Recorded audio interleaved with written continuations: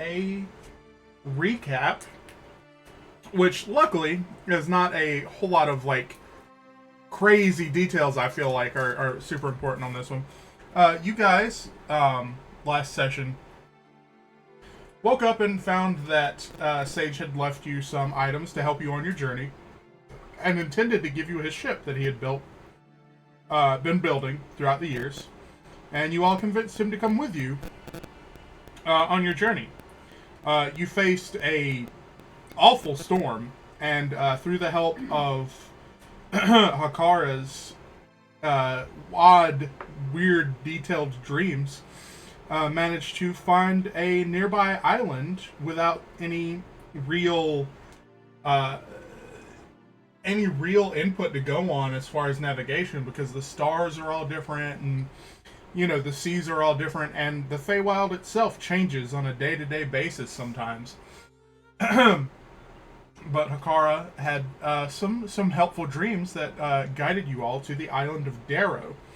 And upon docking at Darrow, you learned the hard way that there has been some sort of quote-unquote plague of these odd, weird kind of amalgamation sea creatures that have been attacking and stealing goods off of ships and islands, and anything they can really get their hands on.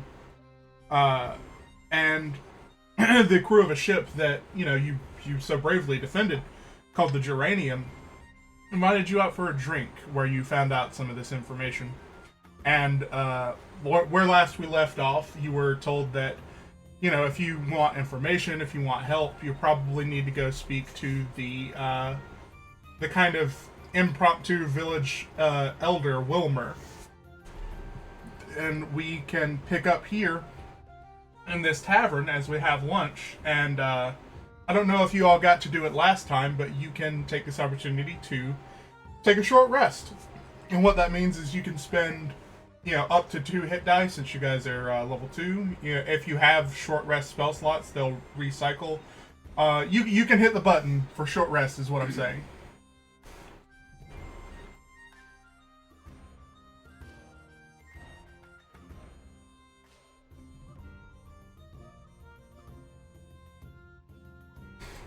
I believe the last action we had was Bucky asking about the local island legends from some of the locals around here, some of the kids and some of the older guys. Does anybody have anything specific they want to pick up and do? I know we talked about going just straight to the village elder Wilmer. As of right now, it's probably about 1:30 p.m. Just after lunchtime.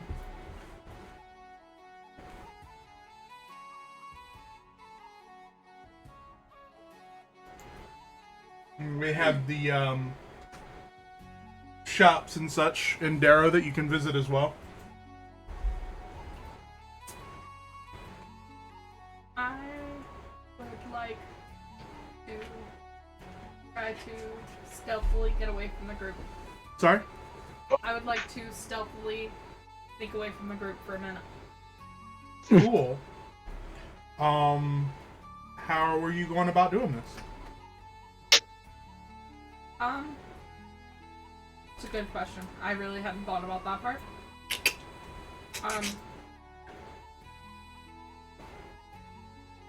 Well, I mean, like, you don't have to, like, very seriously roleplay a thing.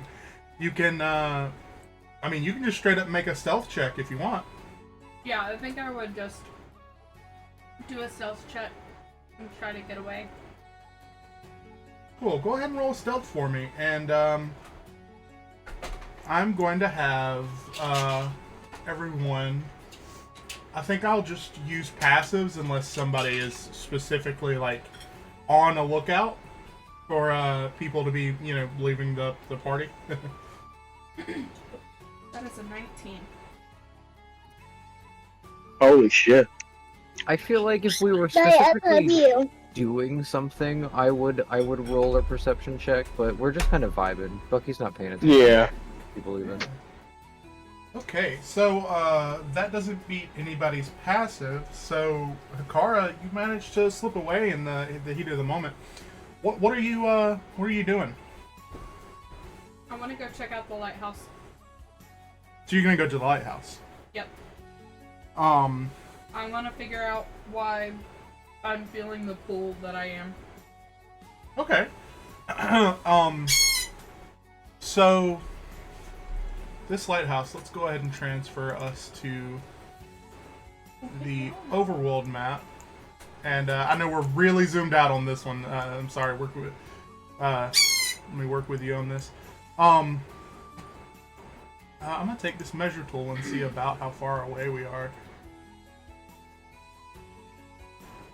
This map is not exact. This is more of a demonstrationary map. But I am gonna go ahead and say it's probably about 100 feet, so it's not too long of a walk. You're walking past some vegetable fields, and it's fairly easy to notice that they're not as full.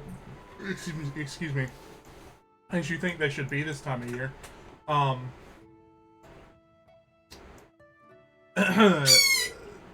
Nothing like crazy, but you definitely think that maybe they could use a change in fertilizer. And you get down to this lighthouse kind of off the corner of this island. And it's right up against the shoreline comparative to everything else. It's pretty much mostly just in ruins. There's a door that you could probably get into that looks like it was, it's like a service door or whatever. Am I feeling the pull even harder? No, you don't necessarily feel anything. Okay. What is your passive?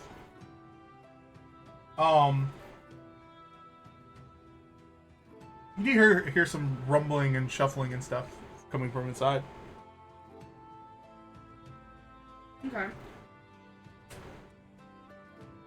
Nothing super major. You think maybe there's maybe some raccoons, some strays or something, kind of fiddling around inside. Okay. That's just with your passive perception, though.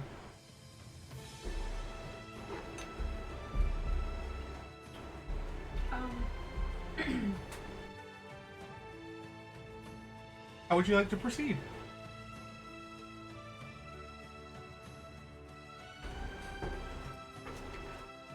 I guess I'll peek in the service door. Can you make a strength check for me?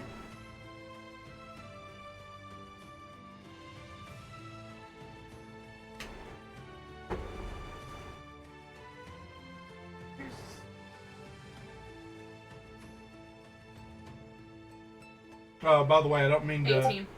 18? Mm-hmm. Okay, cool. I don't mean to backseat game, but I noticed your hit points are still the same. Do you want to heal up or anything? Do you know how to use hit die and stuff? Nope. So you have a hit die for your character. It is... sorry, my thing is loading. For you, as a druid, I believe it's a D8.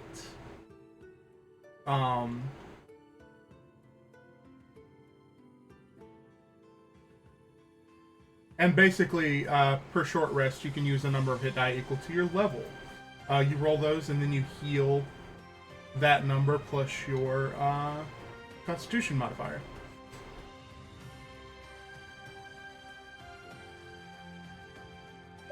You have up to 2 right now. What's an 8? An 8, cool. You don't have to use both of them, by the way. I don't know if you... No, I'm not going to, because I was down to 8. Yeah. Oh, now I'm at 16. I just wanted to make sure that you were healed up before I throw this manticore at you. Great. No, I'm just kidding.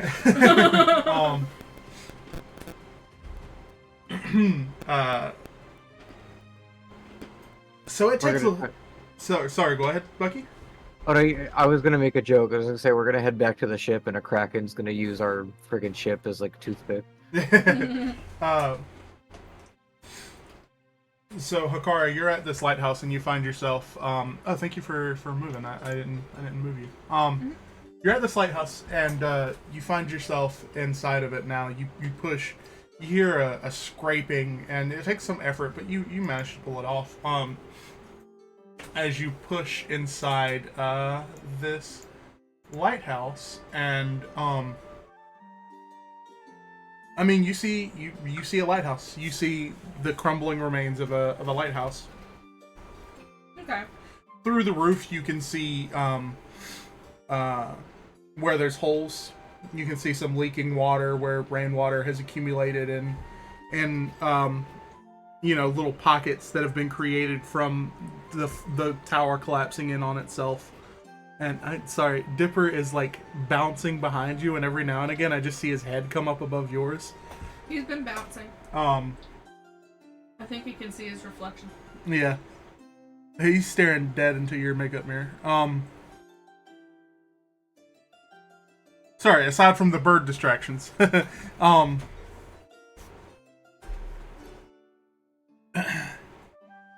There is, however, very plainly a trap door, you think leads kind of down into a cellar, and there's a very clear kind of drag mark, from the door to the trap door, from the door that you pushed into the trap door. It looks like a well-worn path, like maybe recently, within the last month or two, something has been, moving back and forth through this ruin. How would you like to proceed?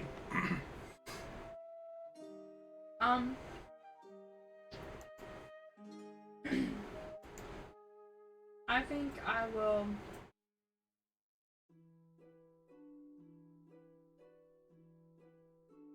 I think I'll probably head back to the bar and try to slip back in without being noticed.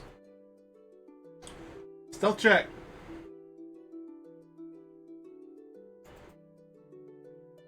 Oh, that's a 3.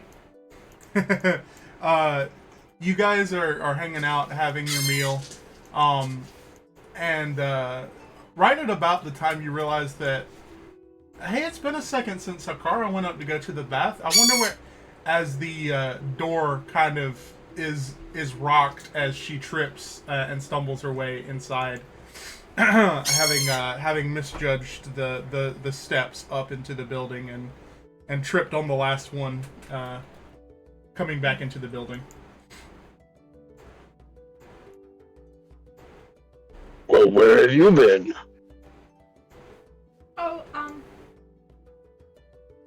just needed a little fresh air. That's all. Okay.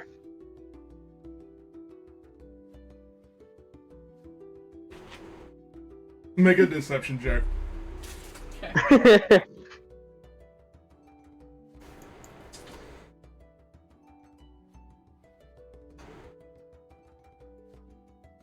That's 21. Okay, good. Oof. Good. Yeah, I mean, unless I think that's fair to assume that she seems truthful about it.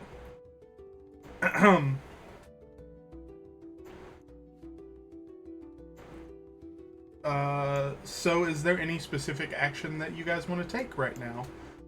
We have the shops and buildings in Darrow. You've probably been told about a little bit from the crew of the Geranium. You have Herbal Haven, Iron and Plowsmith, the Nature's Bounty Co-op, the Smith Seeds and Tools, and then the Noxious Cauldron, the inn and tavern that you're currently sat in. As far as any other attractions, there's a few fountains around town, and other than that, it's mostly homes for the farmers and fishermen.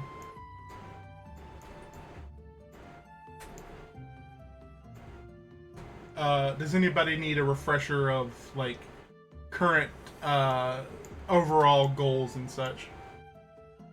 I kind of do need a refresher of that. So, last time you were speaking with the crew of the Geranium. Excuse me. Excuse me again. Jeez, sorry. And sorry, I'm trying to find their names. Rarin, a sea elf, Delvin, an Underdark gnome, and Elisa, an Eladrin female. They told you that you'll find a lot of smiling faces that are eager to help you out here, but you might not get a whole lot of shipwright support.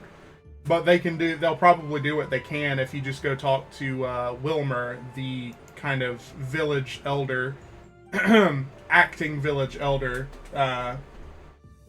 and you were informed that he's, he took on the job because he had to. There was nobody else. He didn't necessarily want it, but, he's the oldest, smartest guy in town.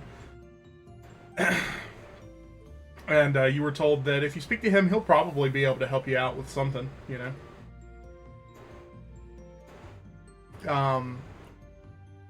The crew of the Geranium also told you that, if you're going to sail around here, you should probably be careful, as these odd amalgam sea creatures have been attacking, and you should arm yourselves well enough to defend against those. No, you're doing the bat. Do that. I, for one, want to see if there are healing potions available.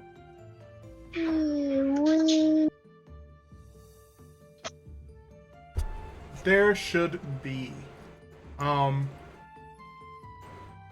That would probably be the place to look into would be the Herbal Haven, or the Nature's Bounty, probably.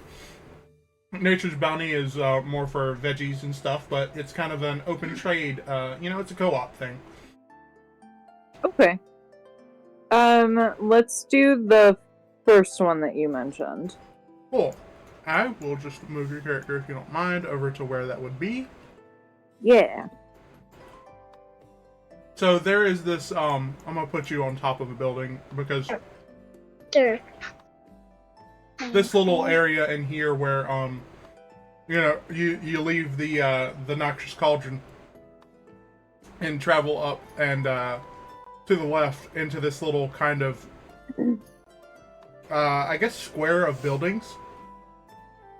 And, the northernmost one, the square of buildings, is where the co-op is. You can see stalls and such set up.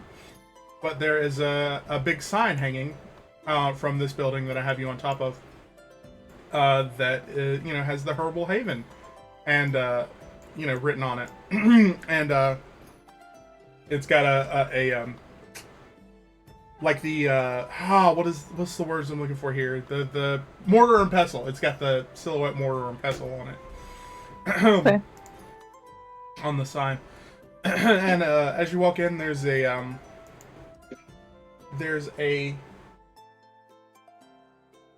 tall elven woman who has kind of this dusky gray and purple get up on it. It looks like voluminous robes. It's kind of hard to even parse out. You can just tell that her neck comes out of the top and her arms come out of the sides, and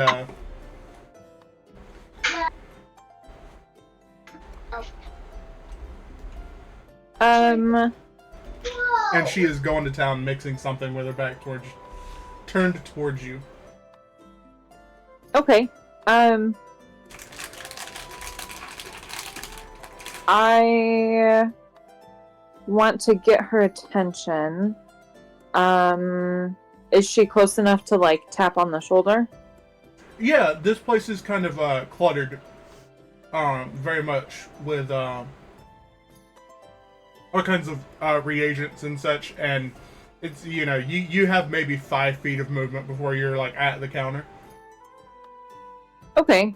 In that case, I want to reach over and tap her on the shoulder and go, "Excuse me." She kind of starts, and the mortar pestle she had in her hand, a bit of this kind of sludgy half liquid, half poultice hits the counter, and as it does, you can see almost instantaneously, just from the few drops, the kind of plume of smoke bursts forth with a quiet pop. And now there's a little pit in the table, and she, oh goodness me, I'm so sorry. I should have been paying better oh gosh, I'm so sorry. And she sets down the mortar and pestle and gets a rag and begins to furiously wipe at the. How can I help you? I was looking for a healing potion. Would you happen to have any? Healing potion. We don't really have a whole lot of those around here, but let me dig around and I'll see what I can do for you. And she just drops the rag almost very absent-mindedly on the counter, and you can hear a lot of rustling as she ducks under the said counter. And from this angle, you can see that she's got, under her kind of bonnet, some stray kind of pinkish, purpley, almost cotton candy. There we go. Yeah, cotton candy colored strands of hair peeking out. Yeah, she's very all over the place, and she digs around and she finds two of these large. I would say the bulb is like fist-sized, with this long, thin, tapered, I guess you would call it teardrop-shaped valve with a cork in it, and they have these kind of shifting colored scarlet, purple, pink liquid. Every time you look at it, it seems to be a slightly different shade of red or pink. And she says, I've got two here. I could probably make, I think one more with the things I have around the shop here. Unless if you have reagents and things, I can probably make more for you. But it would take a day or two. These things are hard to get a hold of. They'd be about 30 gold a piece. 30 gold a piece? Yeah, they're really hard to make. I see. Especially around these parts. All we really have around here are, farmers and fishermen. We don't really kind of tie a rag on it if we get cut or burned or something around here. I see. That's a little steep for me, but I appreciate you finding them. A little steep. Well, I don't want you to go without. Is there something that's, more workable for you? How about 20 gold? 20 gold a piece, or 20 gold for both of them, you mean? 20 gold for one, sorry. 20 gold for one? Yeah. I'll tell you what, I can do that. Just tell anybody, you look new around here. Tell anybody you're traveling with to come here and, spend here if they can. Support local and all that good stuff. And she hands the bottle over to you. Awesome. Okay. So minus 20.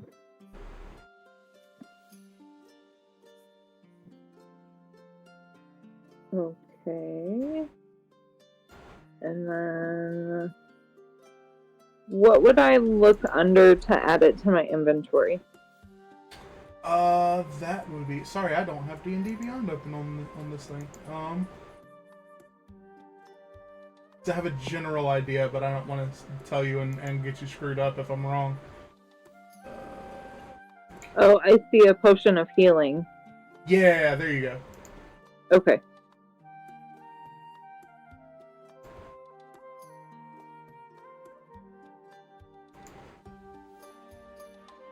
Okay, cool.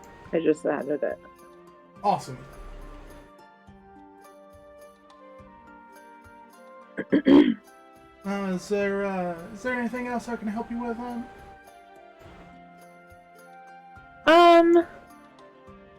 I don't believe so at the moment, but thank you very much for your help. Yeah, of course. I'm sorry I couldn't, bring it down any lower for you. It's alright, I appreciate the discount. Yeah, of course. All right. And then I'll head back to... Was it the tavern that we were all in? Yes. Yeah, I'll head back that way and just, update everybody on what I found.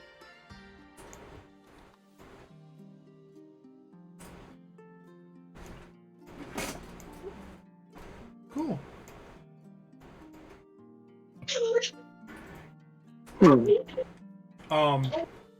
So not long after, I'm sorry if I fuck this up again. Eode? Yeah. Not long after Eode comes back, Finn, maybe a few minutes afterwards, ducks in and finds you guys and approaches, hunched over. He says, I was able to do some trading. I figure you guys don't mind, but I need to be here at least until tomorrow. I promised I would give my best efforts in helping do some of the gardening around here. Apparently some of the locals are saying that the harvests have dropped significantly this year, and I know a little bit about vegetation and farming and stuff, just from being a cook for a while. Anyways, I'm rambling. I'm gonna help out around the fields and such tomorrow, if that's okay with you guys. Do whatever you need to do. Right. It'll also secure us, a couple of crates of fresh veggies grown here. Looks like some good stuff. I tried some of their local carrots. Very, very good quality stuff.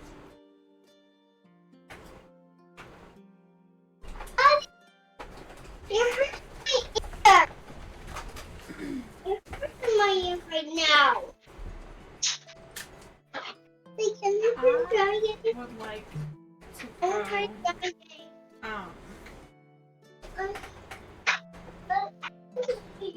I would like to go to the Iron and Clothsmith Yeah.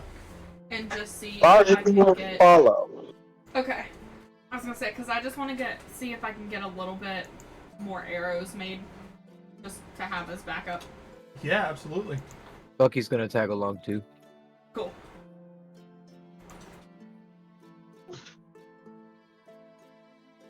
I might as well also go along, because why not? Come on, Eode, you gotta join us. Okay, I'll come along. Yeah.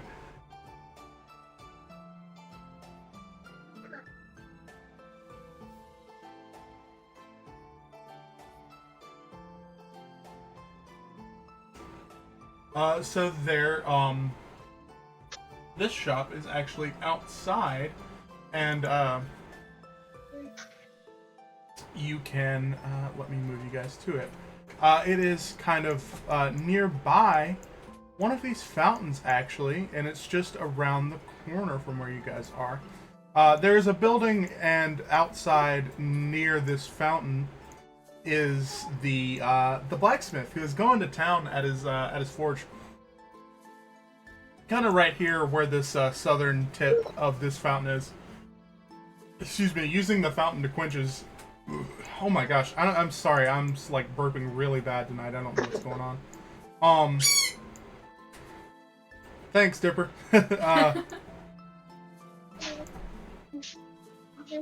This huge orcish guy.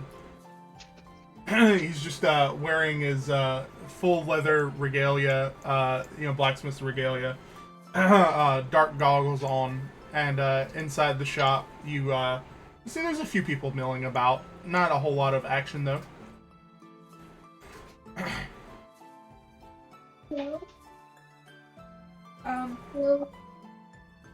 Do we think that he is the only one technically working?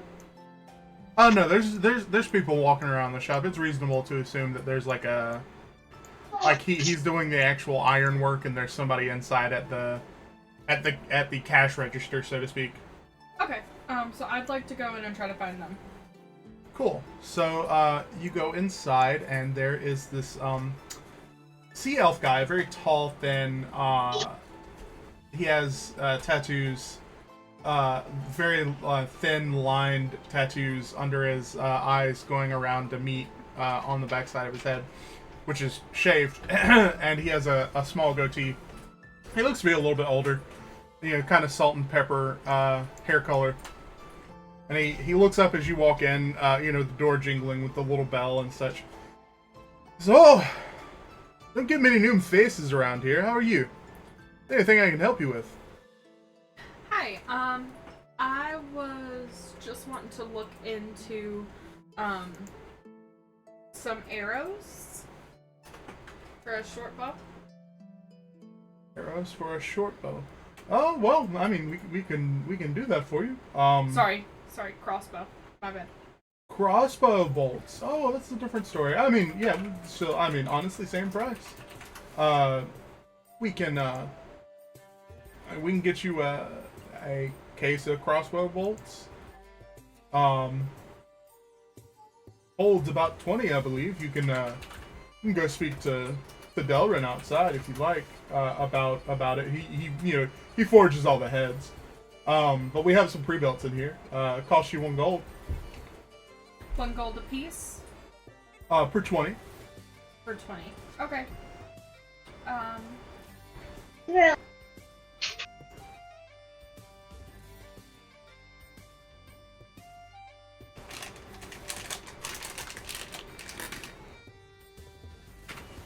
I'll go ahead and take 20. And I'll go ahead and take your gold. Thank you. I think some of my friends, were wanting to look as well. Well, invite them on in. I'll take anybody's gold. Lazi is outside observing the forge. This guy is just kind of going to town making a what appears to be an axe head right now. large bearded axe head. Funny you say that. Okay. So, Laji wants to barter with the man, but with no money to offer, I'm gonna try and see if I could offer labor for a modification to my own weapons. Oh, okay, yeah. Who are you speaking to specifically? The shopkeep or the blacksmith?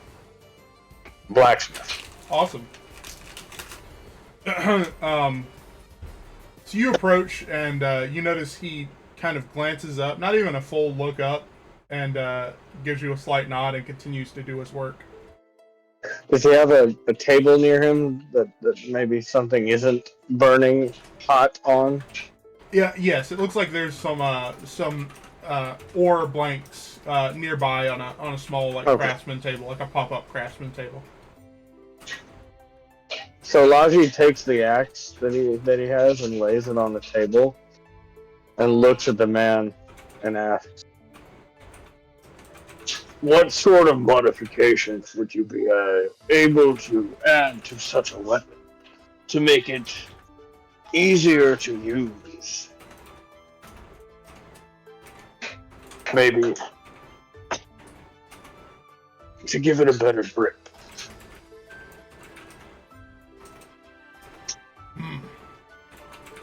He kind of grunts, continues pounding away at the axe head that he's hammering out right now. Modify, not so much. I can make you a new axe head.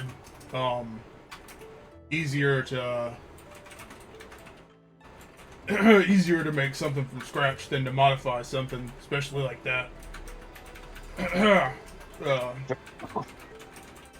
you have anything specific in mind? You said, easier to grip. I can, Better control, maybe more balanced. more control, more balanced. I usually don't do special requests, but got a feel about you. I do not have any way to pay. However, I would offer assistance in your forge as payment.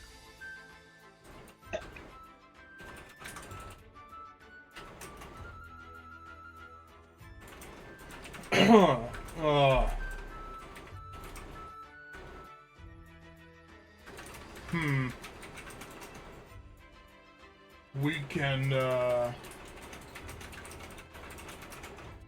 yeah, I think we can definitely get that figured out. Yeah, let's get together on exact details. This is me saying, out of character, what are you looking for specifically? Like, you looking for a +1 weapon? You looking for like a specific? I'm not looking for extra damage. I'm looking for an extra plus to hit. Plus to hit. Okay, yeah, that would definitely be in the alleyway of like a +1 or something. Let me. Okay.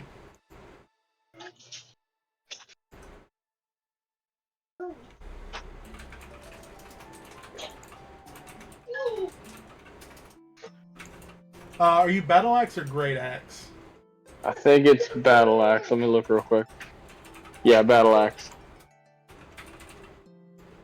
Cool.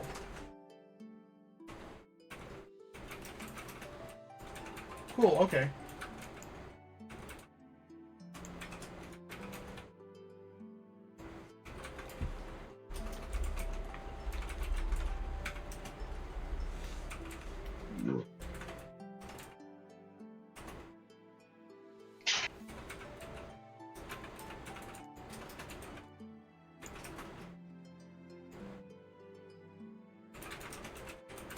Okay, cool. So I think what we're gonna do here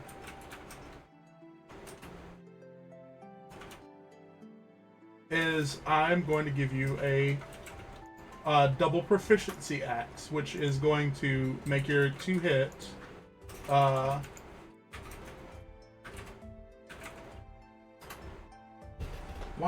I have an easier way to look this up. What am I doing this to myself for? Take your time. Apologies. I know I kind of sprung this on you randomly. No, you're good. That should give you an additional +2 to hit, and I will have to make that. I'll have to make that specific item for you, but yeah, we'll get that figured out for you. So far as No. like labor to get it figured out, he says to you, see, lucky for you, we have these kind of magical waters around here, but that's what keeps our crops growing so well on, so close to seawater and all the salt and such. It seems there's been a clog in the well. In the spring that feeds into these fountains and runs underground. I'm sorry. And that's why I'm quenching my material. It helps us have these super hard farming tools and weapons and such. If you could investigate, deep underground, see what's going on with the spring, maybe figure out why the water's not flowing as well. You notice that this fountain, it's more of a half stagnant pool right now. Yeah. Because it's not really like flowing. It's like I said, it's more of kind of a pool. Like there's a little bit of a gentle flow, but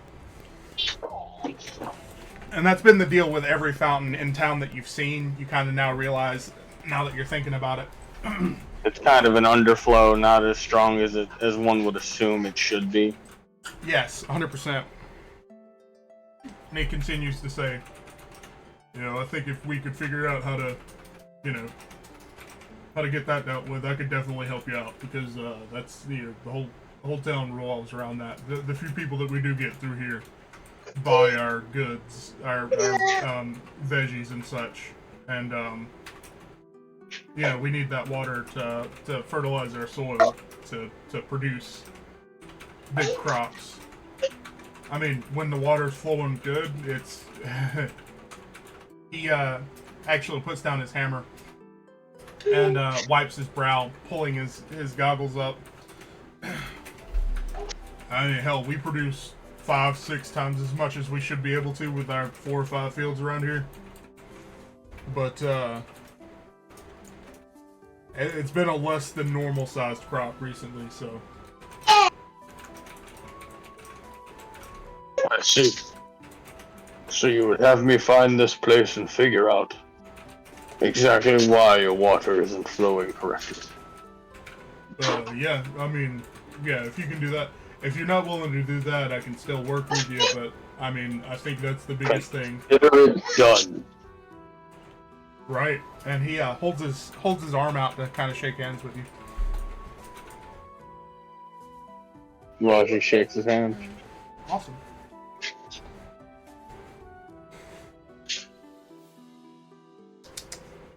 So, where might I find the entrance to such a place? Follow the rats. They like to hang out near the sewer entrances, and the water flow in the sewer leads back eventually, to the spring. So far as I know, I've never been down there myself, but I kind of depend on it, so I wanted to have an idea. I've asked about it. Okay.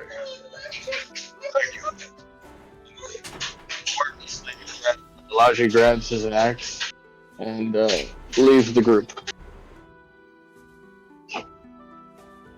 to go find a secluded area, maybe somewhere he could be alone. Cool. Outside of town, there is plenty of like woodage. And plus, this town is a little bit bigger than it is populated, so like, there's probably quite a few empty buildings. More for people who are passing through and stuff. As well as that there is, of course, the ruined lighthouse. Yeah. Where might I find rats? Actually, oddly enough, probably closer to the shoreline near the lighthouse. There's a. Okay. I'm gonna say there's a sewer outlet that leads out into the sea there. Okay. I guess I'll go over there to see if I can find the rats. We're gonna call it right here. So you walk a bit. You get over here. I mean, do you make any effort to hide that you're kind of taking off? Absolutely not. I'm not stealthy in this at all. Just Okay, take it I was off. gonna say Bucky was standing right next to you. He just walks out like you notice.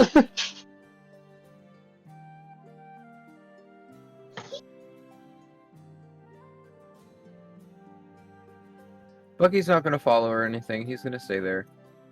Okay.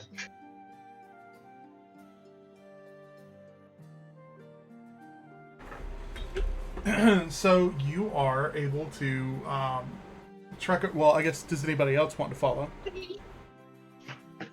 I will. Bakara will? Okay. So. Yeah, I'll go with. Oh, well, I'm not gonna leave you guys alone. As you guys are walking away, Kieran, kind of happens to catch up with you guys, and he goes, "Mind if I tag along? I've kind of explored around here, and I don't really. I'm kind of bored." Ahoy, Kieran. Yes, join us. This is fine. Bucky extends his hand to shake Kieran's. He sticks out his why did I type that? It sticks out his hand and accepts the handshake.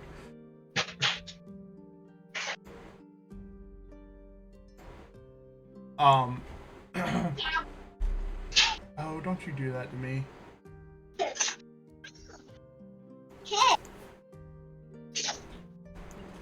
Sorry, I'm trying to get Kieran's token loaded up so I don't forget he's here. And it's just taking forever.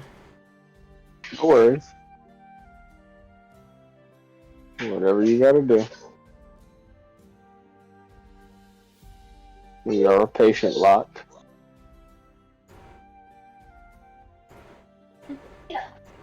There's Kieran.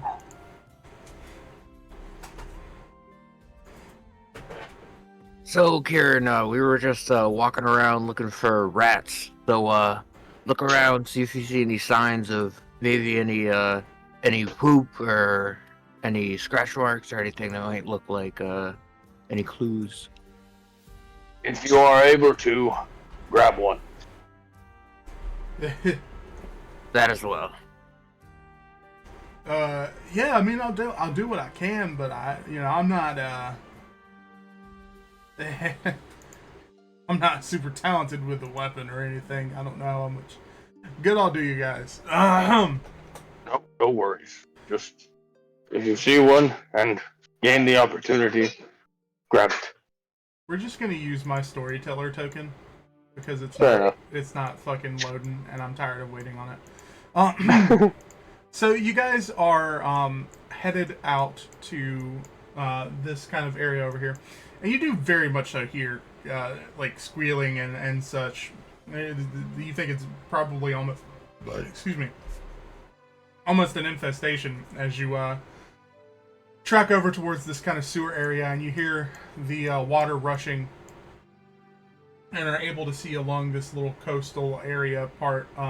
There's sure enough a little outlet. It looks just tall enough, or just large enough that maybe a 6'2" person could walk right on into it. And sure enough, there's several like corgi-sized rats, kind of hanging out, eating trash that's floating through. Wait, is it our corgi size or like No, normal? an actual corgi size, Okay. a normal corgi size. About 20 So, pound like, rats. Jesus. Do I need to make some sort of a check to see if I could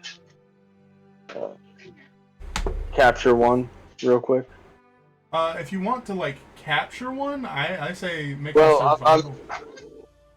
I'm trying to ensure that I can grab one and kill it without fucking missing a hit and then all of them run off. Yeah,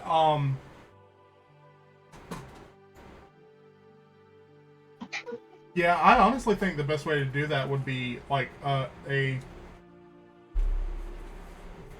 survival. Okay.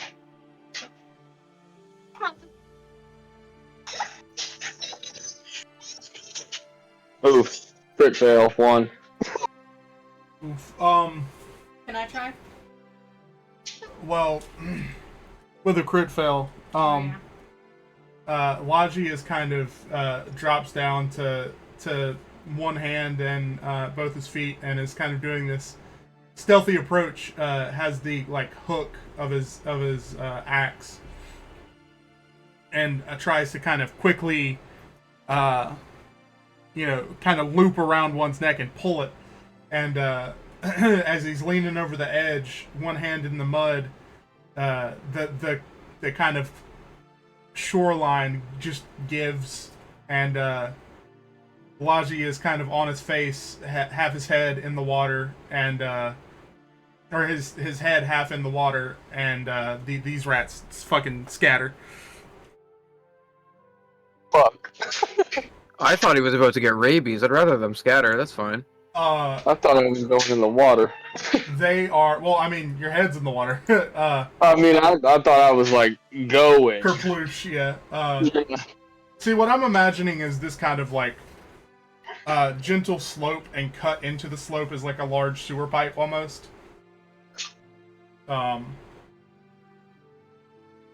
You have a second to try and grab one. It's going to be a lot harder of a check now. May I also That's an attempt? 18. Yes, you may also attempt. All at once, Hakara and Bucky. I'm gonna wait for Bucky's check to see what the score is.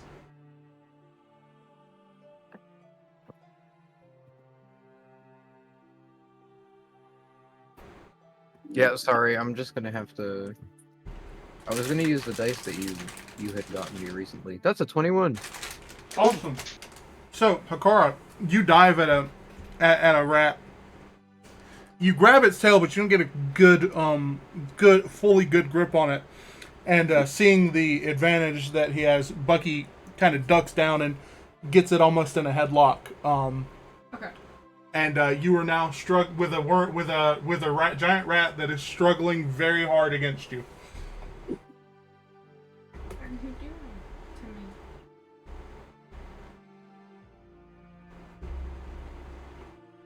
me?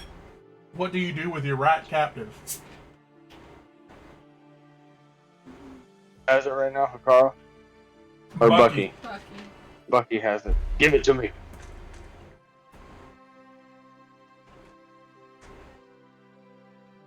I'm sorry, I just blinked out and only heard Bucky. What's happening? You have a rat. Laji needs it. Laji holds his hand out, and then kind of not yells at you, but in a raised tone. Give it to me. Like a frantic, you know. Alright, Bucky is going to scruff it and kind of quickly hit it over to Logi.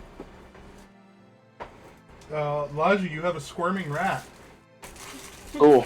I'm gonna kill it. Awesome. I don't know how we would go about doing such a thing, but Make an attack roll with advantage. given that it's a small animal, I'm gonna use my hand axe.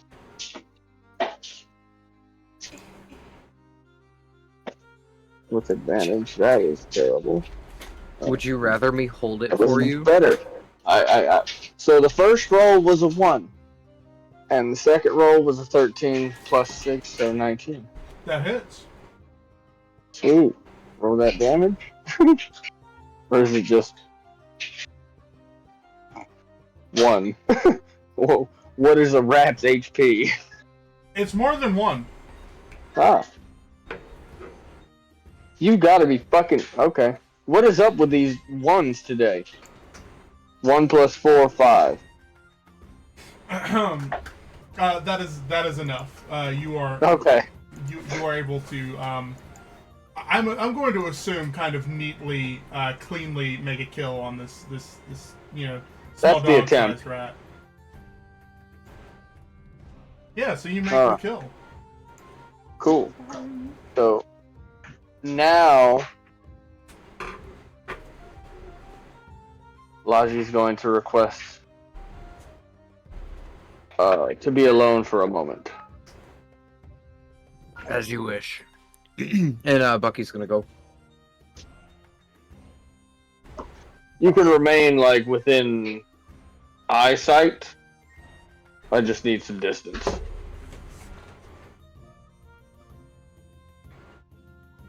Do you I'll step walk away? away. Okay. Sorry, trying not to get bit. Ow! Stop! Ow, you fucker! Dipper.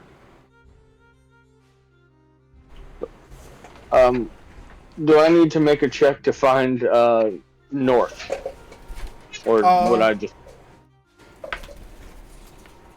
Yeah, go ahead and make a survival for me. This one's gonna be pretty easy though, honestly. I mean, a 1 is still gonna fail if it's a 1. I've gotten 3 fucking 1s in a row. Fuck. You I feel don't need my eyebrows waxed. you feel a bit disoriented. Bruh.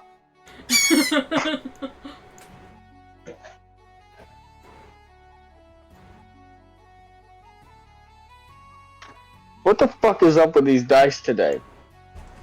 But this is not a like you can try again on this one. It's not gonna Hey, like I'll give you a couple of tries. You can probably take a minute to figure it out. wait. Before you do it on D&D Beyond, you can do it on Quest Portal if you think it might work better. How Um, exactly? are you on your phone? Yes. Do you know what the app looks like there? I have it. Hold on. Cool. On the computer, there's like a sidebar that says dice, but I don't know where that would be on the phone. It's on the little plus, and it pulls up /roll. Now what? Just type 1d20. Yeah, try that.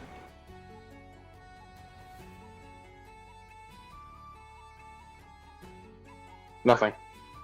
Wait, what is that? Okay. Oh, what the hell? God damn it! I'm assuming. It's a 2. Well, like I said, you can get a couple of tries at this. I think I'm not going to. Like, I think one more try before I'm like, okay, you can't figure it out, Like, 2 or 3 this is not a super high stakes thing, so I think 2 or 3 tries is fair. I rolled a 5 on D&D Beyond now. Wow, I just can't find North. What the fuck is... I was gonna say, if you have IRL dice, I would start using those for this session. What check is it? Survival to figure out North. Could I be like... You're all watching me Okay. kind of just scamper around in random directions, just kind of looking around at the sky. It makes me think there's a scene. I forget which Hangover movie it is, but there's a scene of one of them, Yes, all I know. fucked up, just Just kinda kind of pointing, turning. Yeah. That's what Could you see. I do a check and then be like, it's that way? Yeah, that's fair. Okay. If you can roll a good number.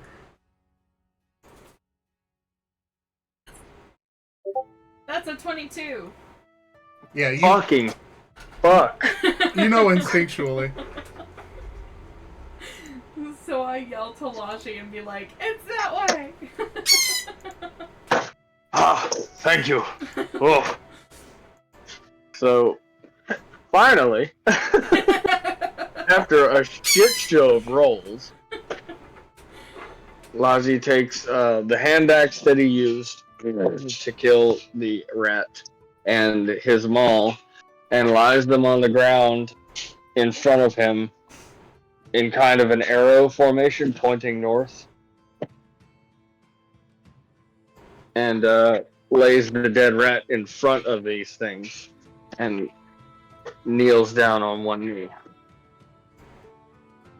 and begins to pray to his god.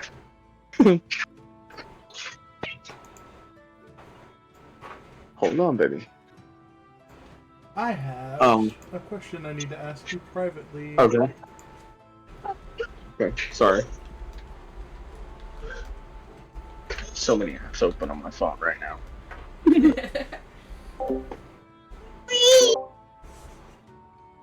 me too. It's too fun for me.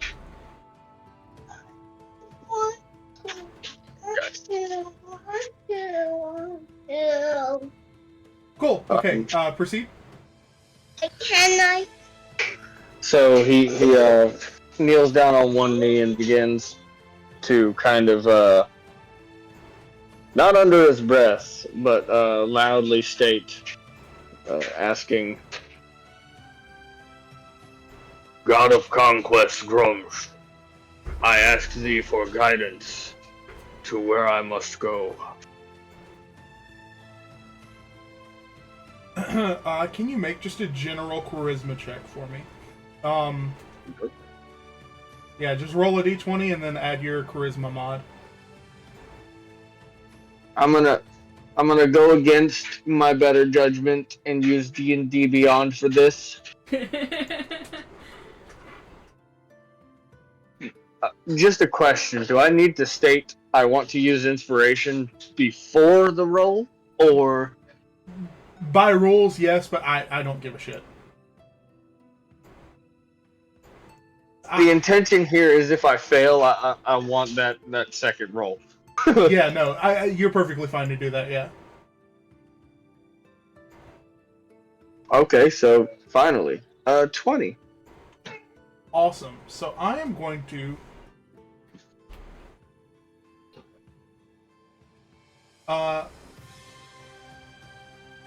Waji.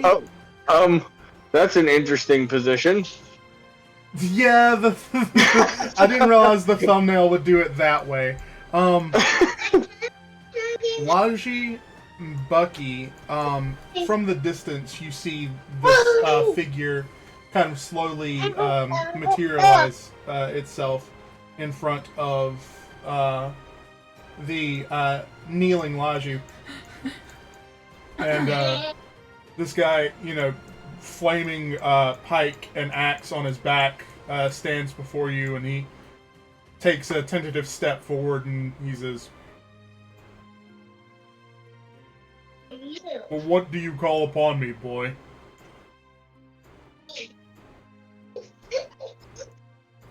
I need your guidance to ensure we have a safe passage through this most likely dangerous area. Well, I give you the strength that you have to ensure safe passage. What more do you need from me?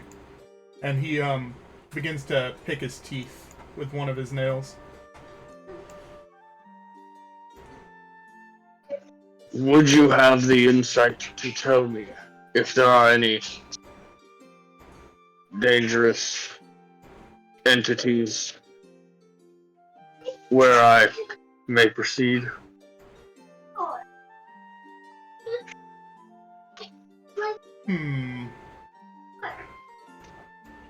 I like you. On your path, yes. Now and in the future.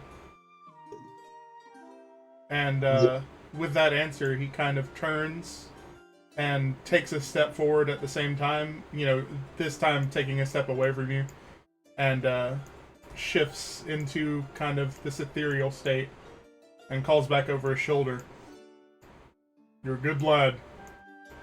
You remind me a lot of your grandfather." And then he fades away.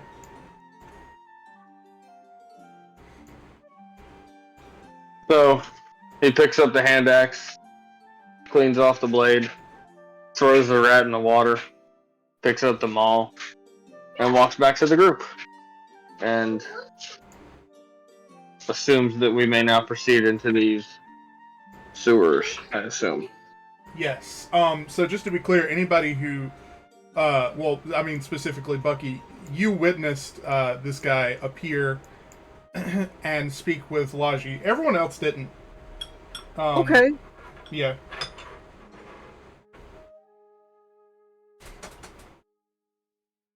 Okay. All right. So are we taking off into the sewers? Yep. Awesome. I would like to. I don't know if anybody else. Absolutely.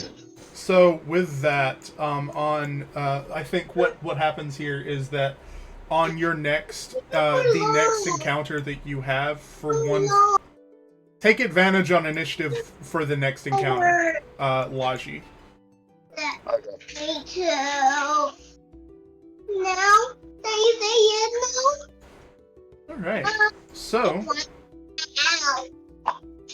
you guys are okay. Gotta find my map thing.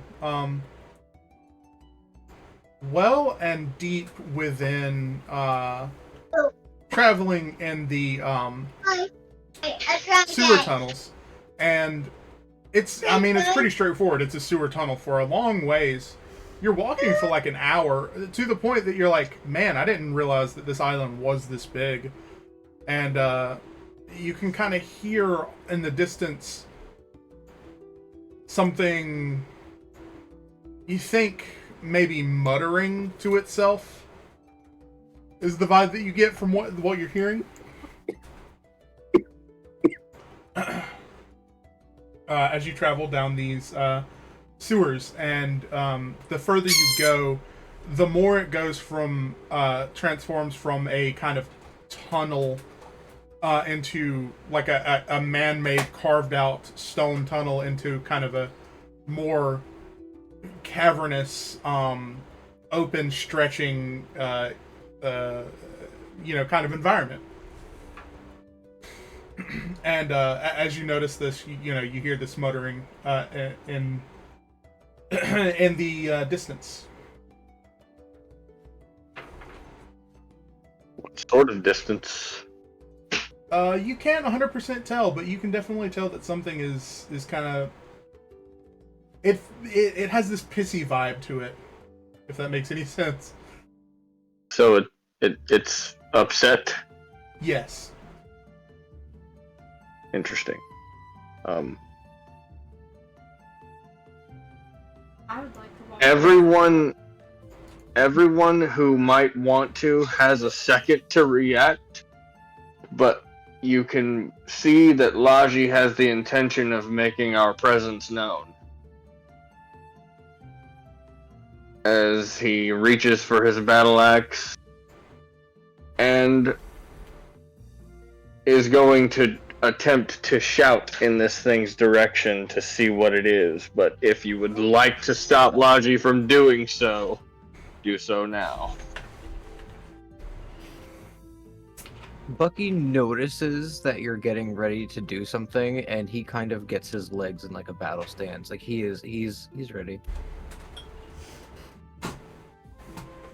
If nobody Hakara stops is- Laji, Hakara is just oblivious. Also, Hakara, you don't have dark vision. You've had to be guided throughout this because you are in dim light right now. Yeah, I figured something like that since it was a sewer tunnel, Yeah. which is why I'm like, Hakara is completely oblivious. Well, to it. you can kind of see, but you have about 30 feet of vision, whereas it's usually about 60 feet. Yeah. How dim would you define dim? Um, That sounds dumb, but no, yeah. So imagine you have a room that has blinds but no curtains, and you walk in as the twilight is. There's no like electric light, like light bulb on in the room, and you walk into that room as the sun just starts to rise. So it's like you can kind of see, but it's still very dark in there. okay. Bucky has his eye patch covering his left eye, so he's using his eye that's trained for darkness. Awesome. perfect. All right. I like hearing dice gonna- come out. Do what? Said I like hearing dice come out. Always fun, huh? So, if there are no objections, Laji shouts, "What are you?" as he runs in its direction. You immediately hear it stop, and the muttering stop, and in front of you, I am shifting the perspective just so nobody's shocked. There is this little guy. He's about the size of a gnome, and there is a little fairy flying beside it as he begins to charge while you charge. If everybody wants to put their characters where they are, and then roll where they want to be in this room, and then roll initiative for me. Where were we starting? Just along this bottom line, I'm going to say is the entrance. So you have 5 blocks from the bottom line, where you started. So like from here. Oh. No, you're perfect. 1, Okay. 2, 3, 4, 5. Yeah, in any direction. Hey, you.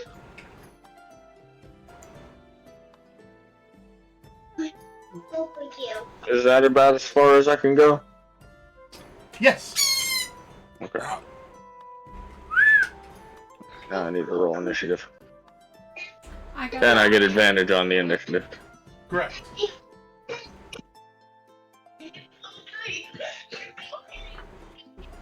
you hear me, baby? Yeah, you got a 20. Alright, so Showing up. Logi also got a 20. yeah, I got a 20. I think it goes to Dex, so whoever's higher. You guys can That's decide eight. if you want to. I have a 19. +1 to Dex. I also have a +1 to Dex. You were saying, Eo? Oh, I got a 17. Nice. 17. Okay. So 17, 20, 20, 19. Damn, high rolls.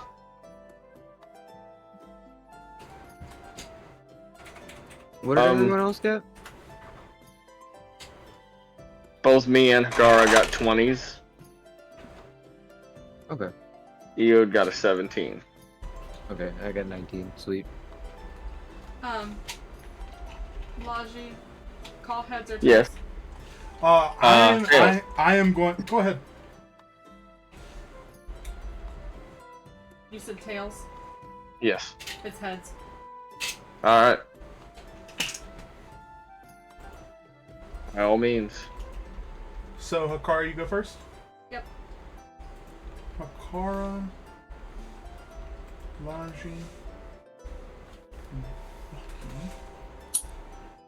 Eode.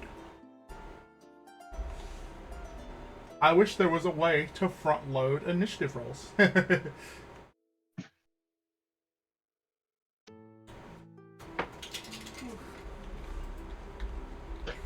Hakara, you're up. Okay.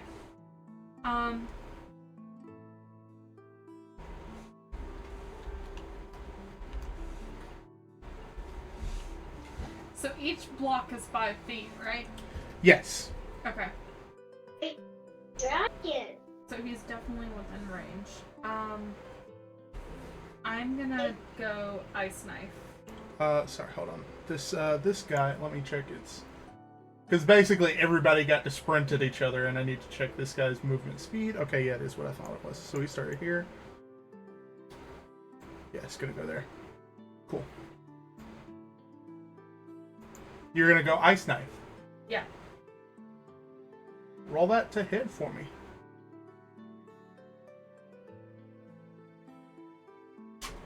It's a 22 to hit. Jesus Christ. Yeah, that hits. Okay.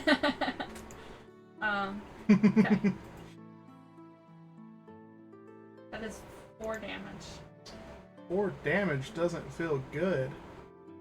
And then,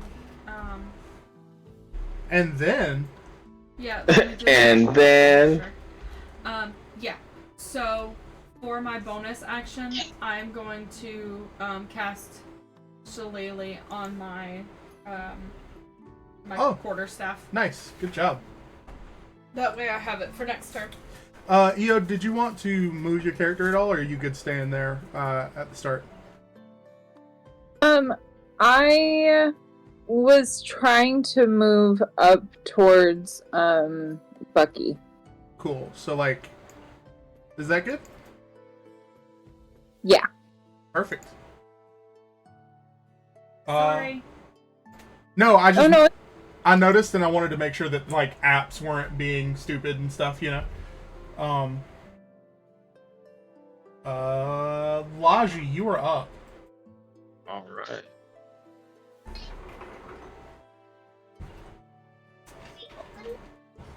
So, thing that took off. Is that a threat? I mean, it's safe to assume so. You guys charged in the room, and it kind of it went for a strategic point. It's kind of fluttering and flapping. It's kind of a little, looks like a little fairy with kind of glass like wings, like shards of glass for wings. Is Kieran in the room with us or no? He is. I forgot to put his token.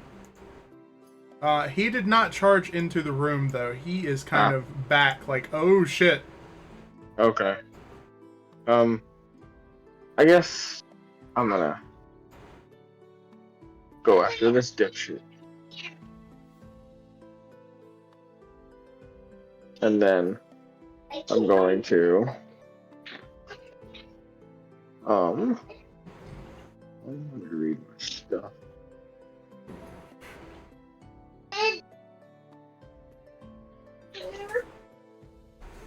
I keep playing it, but I don't want to. Forget all my stuff because it's been so long.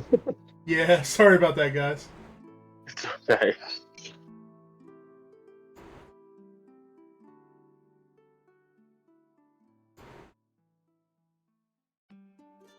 Okay. So, first, I'm going to use a bonus action to cast Divine Favor on myself. Fuck yes. Okay. That gives me plus 1d4 damage.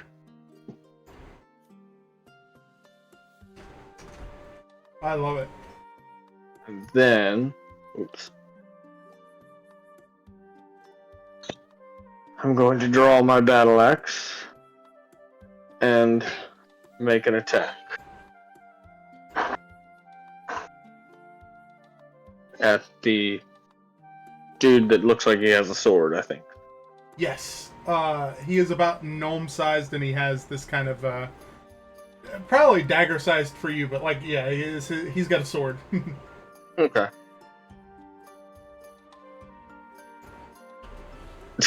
Fun. Does a 9 hit?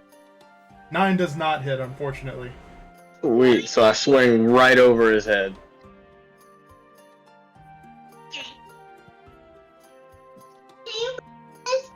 And that's it. Awesome. May I ask a quick question that's kind of random? Yeah, go for it. How tall is Logi? About 6 feet.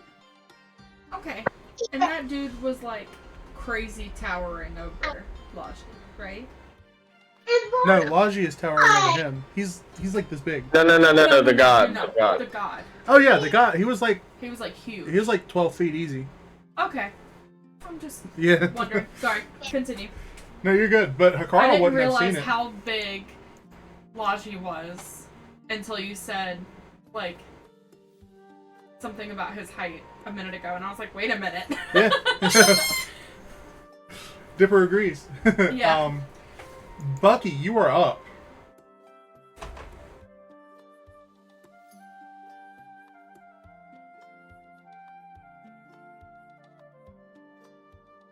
Alright, sorry, I had to type up what I'm about to say so I didn't stutter. I am going to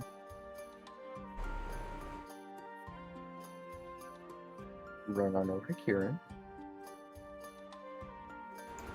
And I am going to put my hand on his shoulder. And I'm gonna go, "Come on, my friend, we've got to fight. It's time to be brave and spend some might. To make sure we'll be alright. Now get to move. We've not got all night." And I'm gonna cast Heroism. Oh, I love that spell. Okay. Do you want me to read the description, or are you good? You can go ahead for everyone else. A willing creature you touch is imbued with bravery. Until the spell ends, the creature is immune to being frightened and gains temporary hit points equal to your spellcasting ability modifier at the start of each of its turns. When the spell ends, the target loses any remaining temporary hit points from this spell. I love that.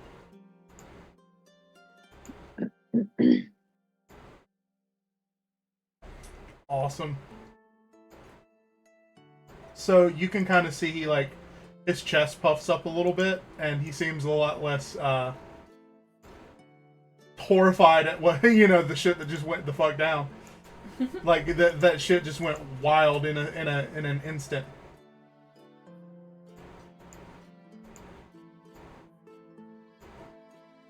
Do you have anything else for us, Bucky?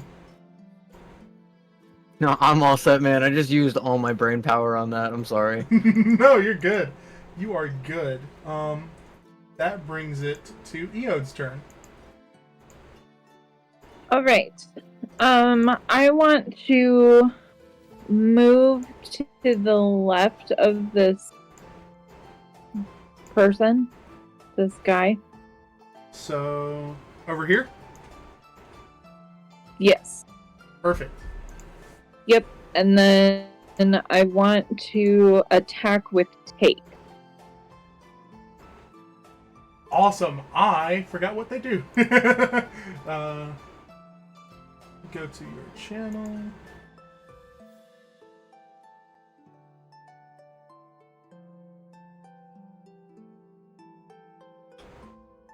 Cool. Awesome.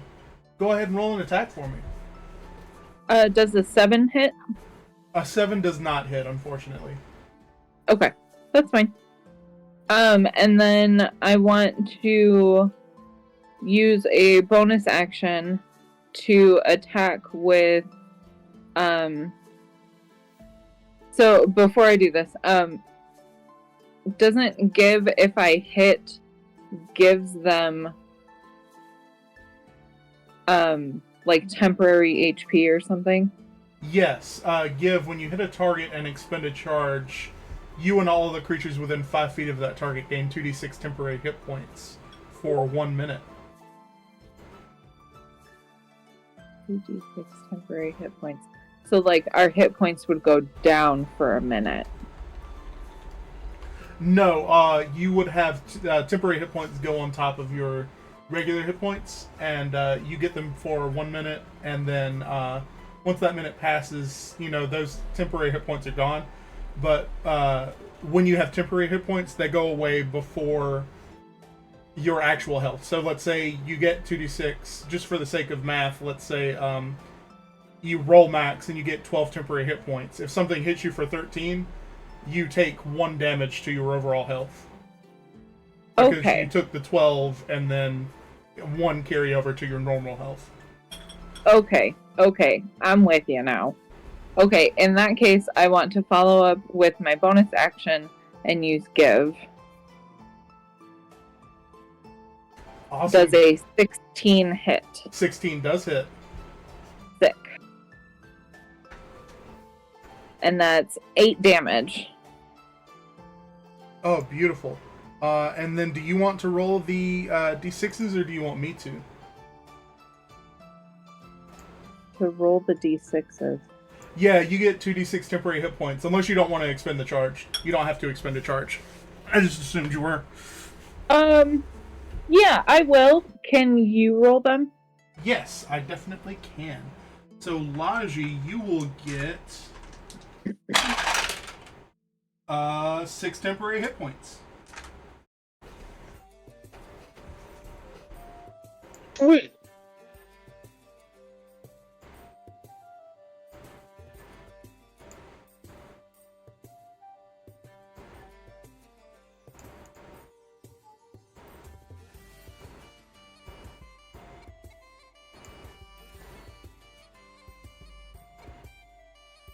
Sorry, 1 second. Making sure I have all my ducks in a row for this next thing. Okay, Daddy. Okay, Daddy.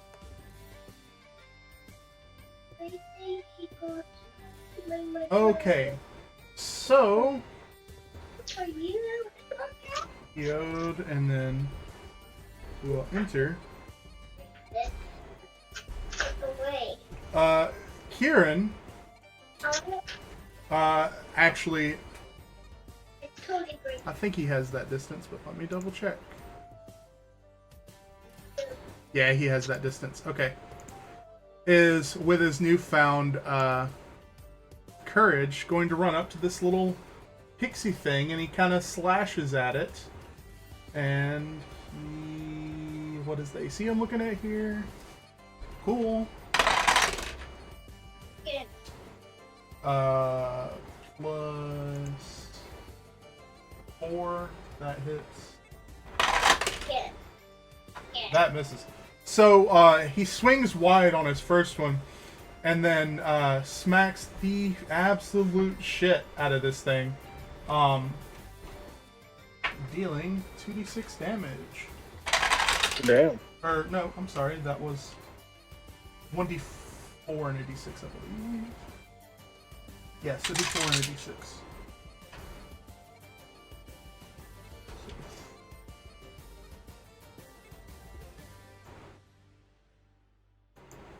Why does this thing have the most health out of these two? Okay. Notes as a DM that you forget when you're like, wait a minute, why does that have more health? Okay, that makes sense. Alright, and that being his turn, this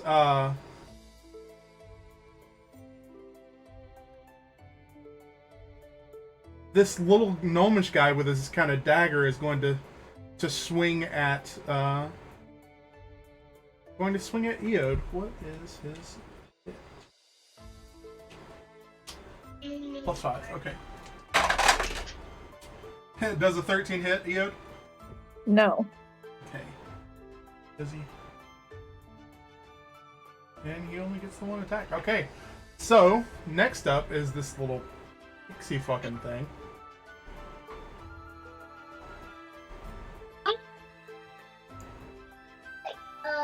Okay. But what? What? Okay. Okay. Okay, Dad. Sorry, I have casting options and I always forget what they are.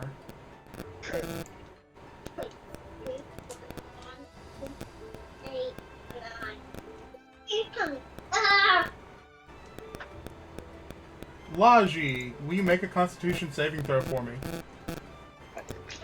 1 sec.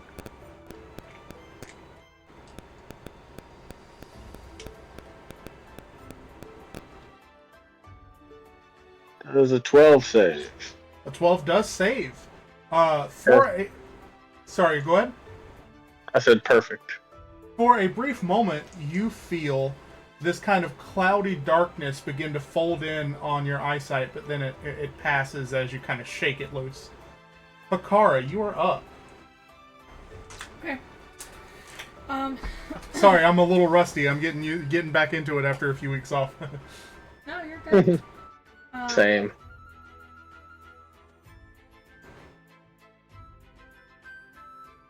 I would like to. I'm gonna move a little bit closer.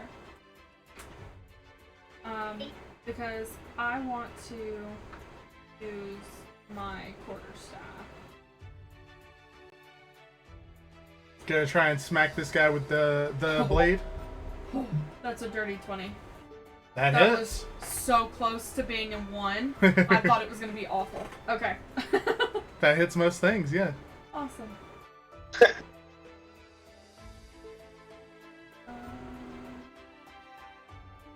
Really ganging up on this fucker, huh?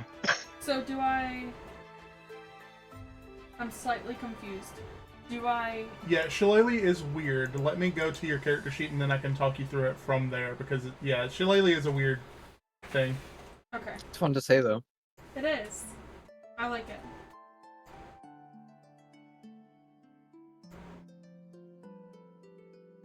So, what you will do is, if you go to your actions, when you scroll down, you should have bonus actions, attack Shillelagh. It's under bonus actions because it's a bonus action to cast Shillelagh, but it will be an action to attack with Shillelagh. You see what I'm saying? Yes. And then it's +6 to hit, and it's 1d8 +4. Oh, I hit with my quarterstaff, but it still hit. Yeah, no, your damage is just 1d8 +4. Okay. Oh, that's an 11. Ooh, nice. So I need Eode, Laji, and Hakara to make a Constitution saving throw. Yeah, another one. As this guy falls to the ground, he doesn't even fully hit the ground as his body explodes in a flash of light. Oh, shit. Great. That's a 13. You save. I got a 15. Fuck off. Oh no. I assume That's a Logic 3. failed the save. Yeah, you failed the save.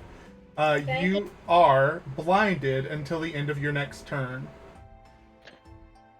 Fun. A dragon now. Speaking of, Logic, it is your turn. Wait, was that all you had? Yeah. Cool. Logic, it is your turn. Alright, hold on. So, let me go to the blinded thing to let you know what is going on. You can't see and automatically fail any ability check that requires sight, and attack rolls against you have advantage, and your attack rolls have disadvantage. Okay. Quick question. Yes. Would lay on hands take care of this? I do believe it would. Let me... Make double sure, check. don't. It says to either cure a disease or neutralize a poison. Okay, then no. I assumed it No. said condition. Blinded is a Okay. condition, so for Okay, future reference, gotcha. anything that says conditions, it would deal with it though. Okay. Got it.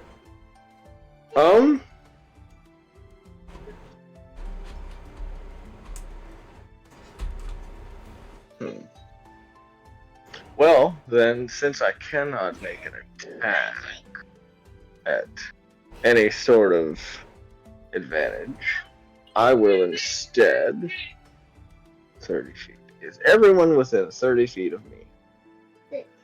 I frame on okay.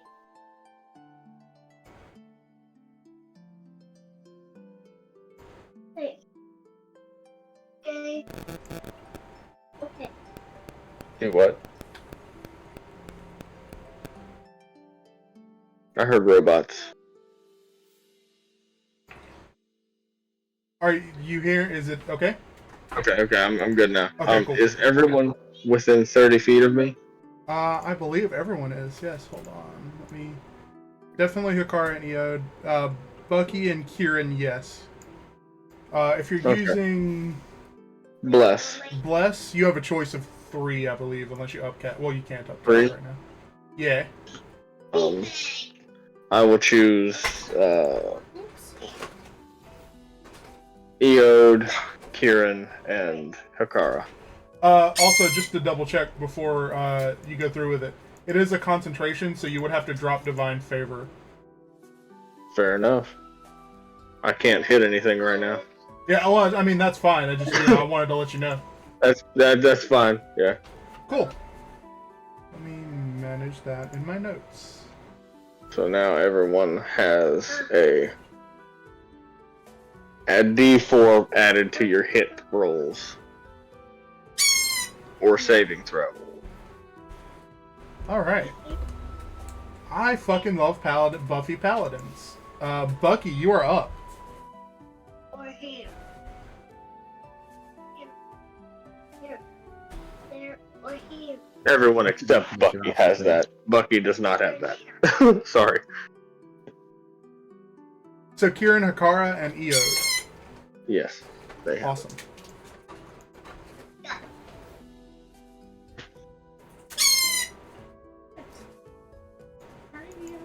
Did you have a question, Bucky? I thought you said you have a question. No, I'm.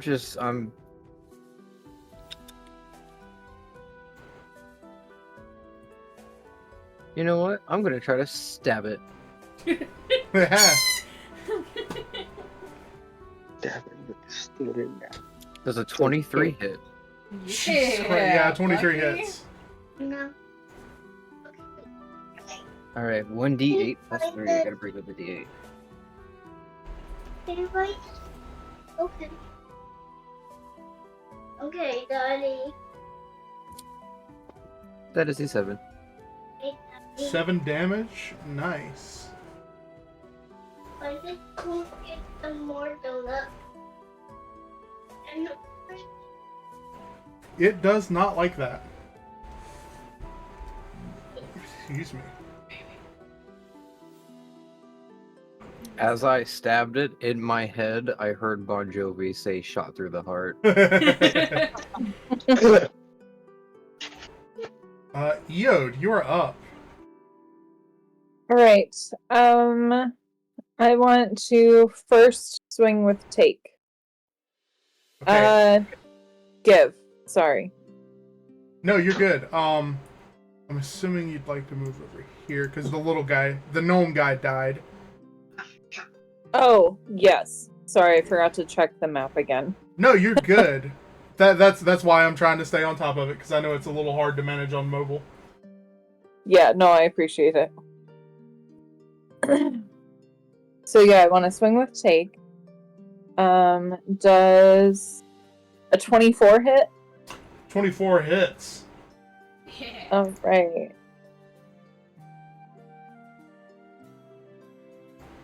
And we got... Come on, load. Let's try this again. Let me refresh.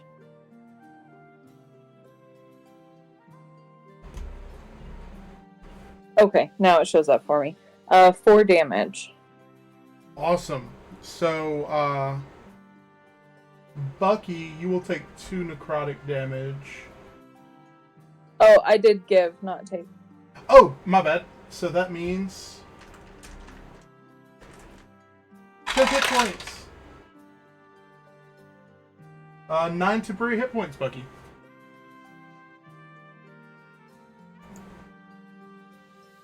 I'm sorry, come again?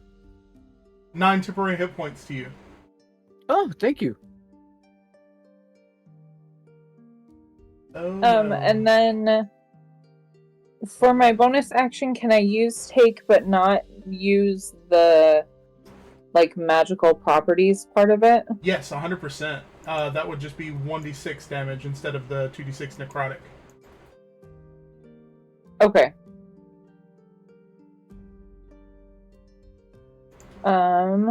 Does an 18 hit? And 18 does hit. And you said it's just 1d6? Yes. Plus your damage mod, which I believe for you is... It's a good one, I think.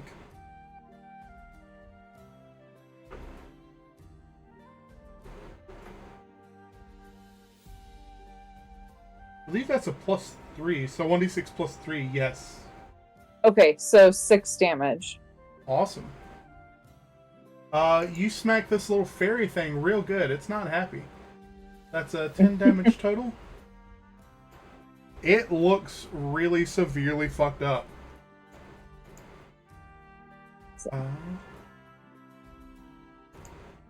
And Kieran is going to try and finish it off.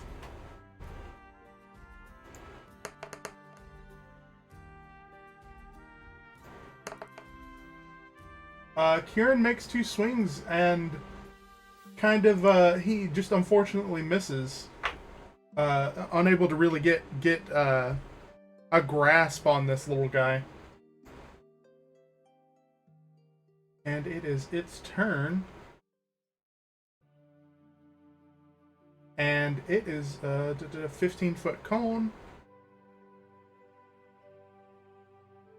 I don't like those words. See, yeah, I need Eode and Bucky to make an intelligence save. Right. A 13. Cool, you make the save. Awesome.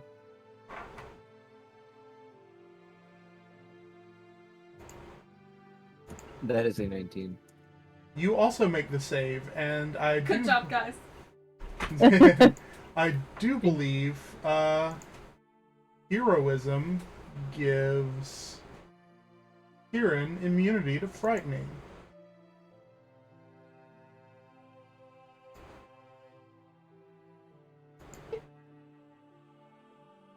They're also under, well, Eode is also under the blessed condition still. That's right. So she would add a d4 to her roll, but she succeeded anyway, so it don't matter. Yes. That brings it around to Kakara at the top of the round again. You are up. I am gonna cast Chill Touch. Chill Touch. That's a That's save for me, isn't it? 22. Holy shit. I thought I had to make a save on Chill Touch. Nope. I make a ranged spell attack. Oh, I against the see. I creature. see. I'm thinking of a different spell. Cool. Yeah. And on a hit, let's see. It takes. Oh, that's only 2. But that's 2 necrotic damage. Hey, guess what? It dies. It dies. Yeah. 2 is exactly enough. So it falls dead, and its kind of glass-like body shatters against the floor. Whoa. That's sick. Can I say what I think of when I picture this creature? Yes. I picture like how you were saying it's like glass wings.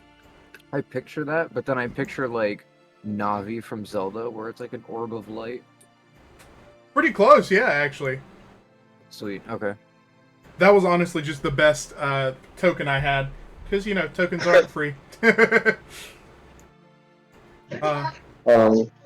So, as you guys are standing around in this room, you know, initiative order over, out of combat,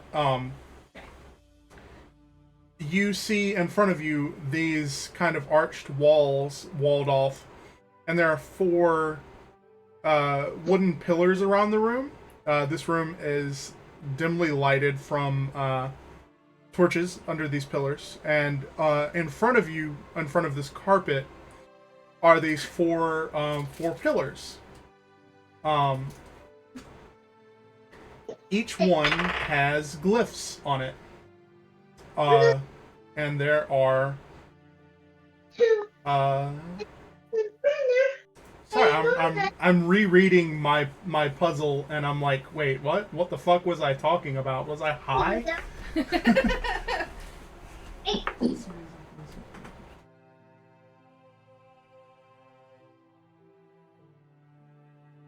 I'm assuming this is where the 1, 2, 3, 4 come in? Yes. Okay. So there is a glyph on each pillar. On number 1, there is a stone-shaped glyph. On number 2, there is a kind of current water-looking glyph. On number 3, there is a kind of flame style glyph. And on number 4, there's kind of a gust of wind, almost a tornado-looking glyph. And on the plaques, there are also four pillars around the room. If you look more towards the bottom and all along the curves of this room, each one of these pillars has a plaque on it. Can you just repeat the glyphs? I'm trying to make a note of them. Yes. So number 1 is a stone shape. Number 2 is like 3 lines like flowing water. Okay. Number 3 is the shape of a flame. The very cartoon flame, kind of teardrop shaped almost. Yeah. And the last one was wind, right? Yes, kind of a tornado gust shape glyph.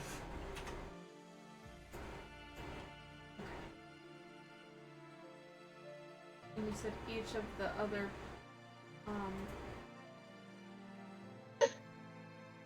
things have. Ow! Damn it! Stop it! Dipper, stop biting.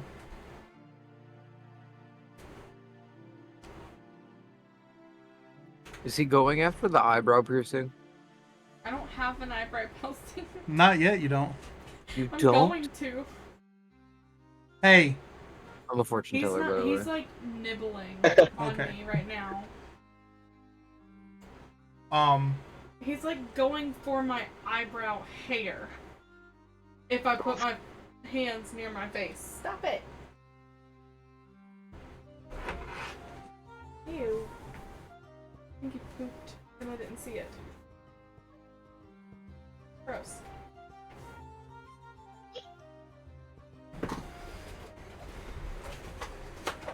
Yeah. So, and where I have 1, 2, 3, 4, that is a gate with these 4 kind of pillars that have portions of this gate locked into place. So the 4 pillars around also have plaques on them. Yes. Okay. I'm gonna go observe each one of them. Okay. So you see that there are there's writing on each of these plaques, and at the bottom of the plaque there's like a little stone key at the bottom of each one. Oh. Can I read the writing? Yes. The first one that you approach says, firm beneath your feet, yet crumbles with a gentle touch. What am I? Stone.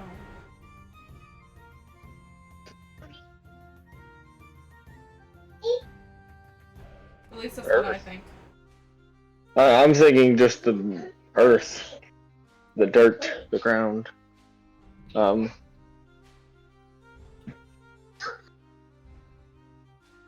Yeah, that would be the stone. So that goes to 1. So you put that key into 1? Is everybody okay with that? Sounds right. Yeah, Yeah, we'll put it in that 1. sounds right. Cool. So you hear a shifting and grinding and a loud click as the key is pulled into the pillar. Nice. Cool. I'm not going to make you say that you walk up and read each one, so I'm going to tell you the second one says, flickering and dancing, I consume all in my path. What am I? Fire, obviously. Fire.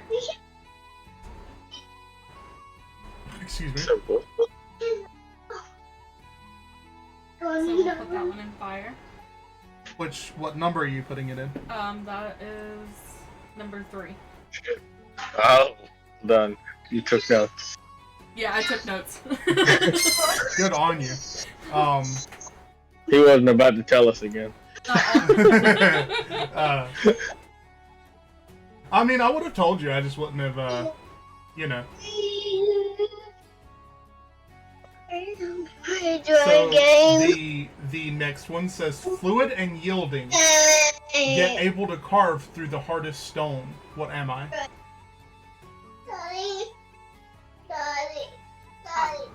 I'm gonna assume that's water. Okay. Yeah. Which is number 2. So you insert that key. Yeah. It is again pulled into the pillar, and you hear a loud clicking. Okay. There's only one left, so yeah, there you go. I'd like By to hear rule the of riddle for that default. one. You would like to hear the riddle for that one? Yeah. Light as a feather. Light as a feather, yet a gust that can topple the mightiest trees. What am I? I like it. Nice. The crate, the gate creaks open, and there is a long, thin hallway preceding it. Inside it, there are several bags and broken chests and such. It looks like a lot of debris. And now is the time for the party treasurer to be listening, whoever that is going to be. I can do that. Within all of that, you find 2 rubies, Yep. 3 pearls, and 112 gold pieces. 112 gold. So 2 rubies, 3 pearls, and 112 gold. Yes. Got it.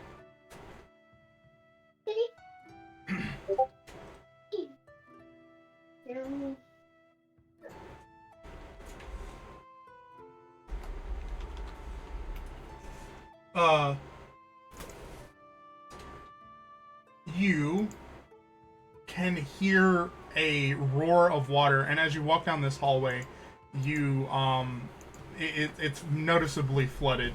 Okay. Yeah. Traversing down this hallway, you definitely hear ritualistic chanting from the next room beyond. You have maybe 20 feet of hallway. Huh. You said we We hear hear- chanting? Ritualistic chanting. Correct. Oof. Sounds like just one voice. Okay, that's literally what I was about to ask. Is how many people do we hear? Or how many creatures do we hear? Laji takes a more cautious approach to this one. I want to kind of creep towards the end of the hallway, like real quietly, to try and kind of peek around the corner. Make a stealth check for me. Alright. Yeah. I got a 7. Okay.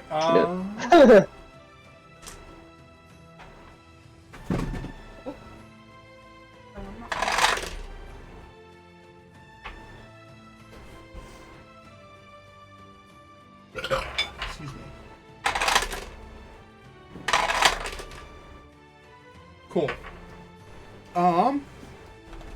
What you see in front of you is another of these, gnome-sized guys. And in this room, there seems to be the reservoir for the well. It is kind of blocked over and dammed over. And as you peek through this doorway, you guys' tokens are down here, but I'm gonna put you right here, where the doorway is. Okay. You see a more like adult humanoid-sized version of these little guy, and the little guy is chanting as the bigger guy stands, 2 swords in his hands, them extended into the water, his head up as the fountain pours over him.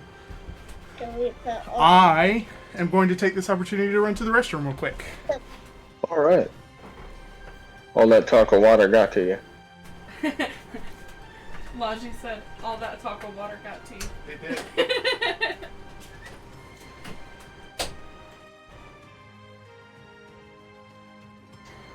Interesting. Are you guys able? I tried to make it to where you guys could see, the what I called treasure note on Quest Portal. Where would I find those? I think it's Under notes. yeah, it's Oh, gonna be boy. under notes. Oh, I see Jack's clicked on it. That's cool.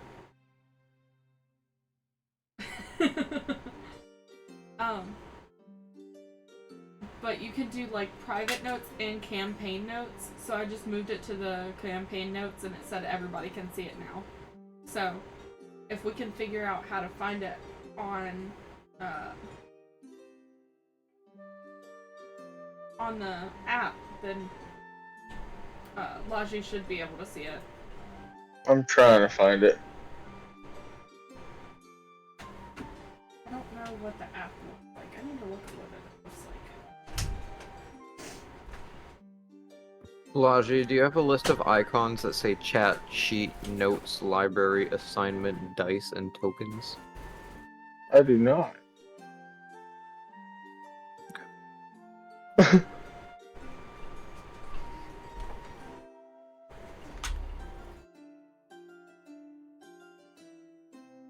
All right, I am back. I'm downloading shit. Quest Portal on my phone. real Alright, do you quick know so how I can to see navigate the mobile where it is. version? I do not. Not off the top of my head. I haven't messed with the mobile version a whole lot. Give me 1 second. I'm downloading it.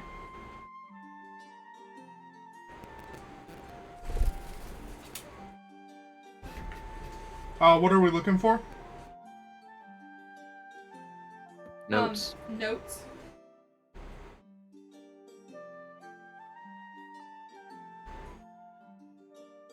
So that I can see whatever notes have been applied to the game.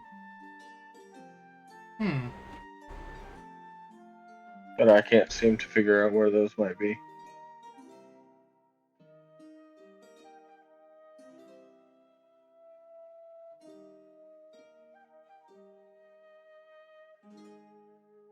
Yeah, I honestly do not see them at all on here.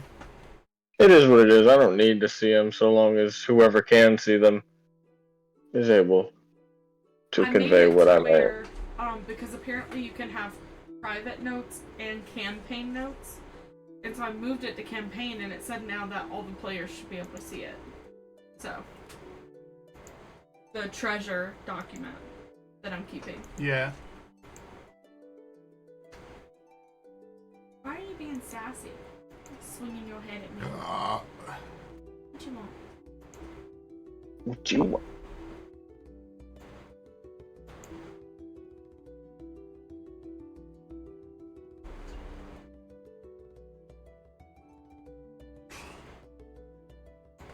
All right. So is everyone ready to proceed? Yes, sure. We can figure out the whole notes thing later. Yeah, Yeah, I'm good to figuring go it ahead out. and, proceed. I'm looking at it now, so. Well, with this site in mind, I mean, how would you like to proceed? You appear to have not been noticed yet.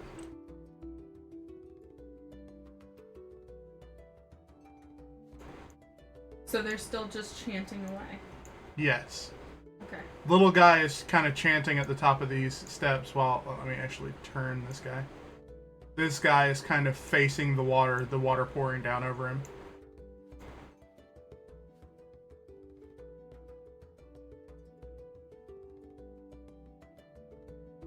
And this room is flooded. There's like 8 or 10 inches of water. Oh shit! All along the So floor. difficult terrain. Yes. Fun.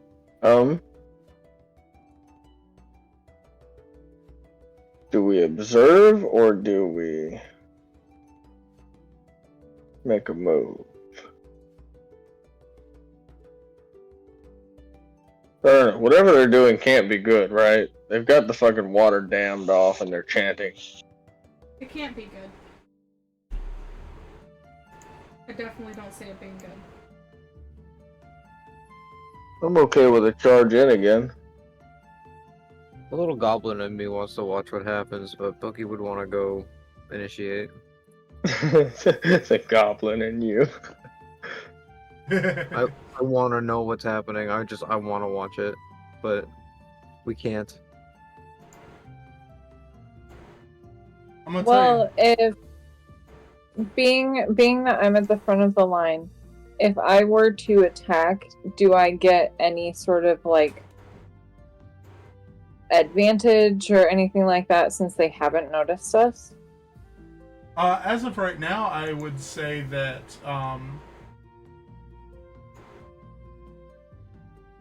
yeah, I think you could get a surprise round in. What's the Okay. distance look like, really? This is difficult terrain. Would that be double movement? Yes, and it looks like 35 feet, so essentially you'd have to move 70 feet to get to the guy in the fountain, which I'm assuming is the goal. Unless you can make a ranged attack of some sort. Correct. Well, I was thinking because I have a longbow. Yeah, Ah. yeah. So do we want to attack with my longbow then? And just get this party started? Absolutely. I'm down. Sorry, I love it. Alright. So I'm going to roll to hit. Does the 17 hit? Which one are you aiming at? The one that's chanting. So the little guy. A 17 does hit. Awesome. In that case, takes 5 damage. 5 damage. That is hot.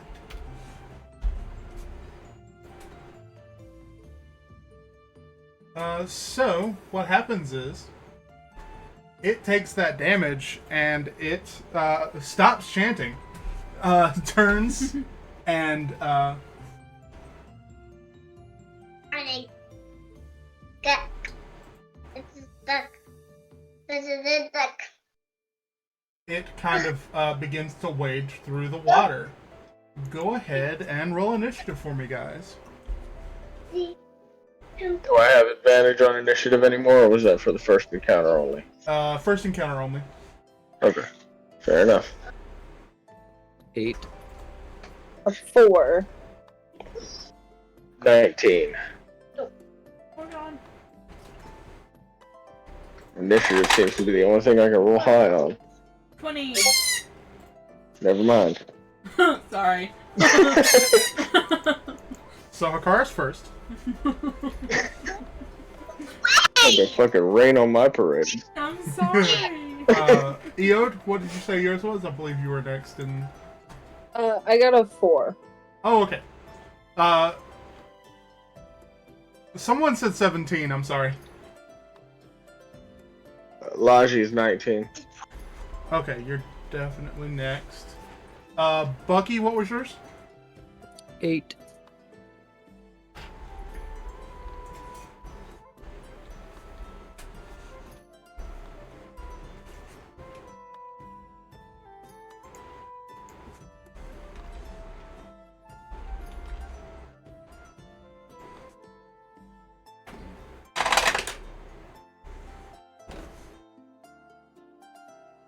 Ooh, cool job.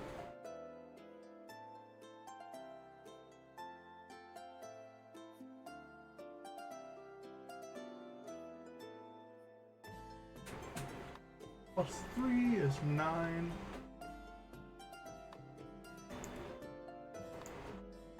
So my ear itches, but I'm scared to try to reach it right now. Question. Do I still have concentration going for the people who are blessed? How long does Bless Or is- last?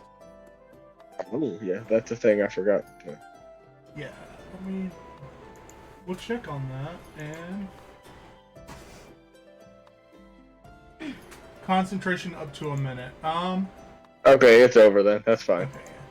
I feel like it took us a little while to walk that 20 feet. And then we Yeah. stood there waiting. I was gonna say you looted a little bit and did some scouting, so Yeah, that's fair. It's gone then. Okay, cool. as well as any temporary hit points would be gone by now. Then also, Okay. You take those away then. Thank you for reminding me of that.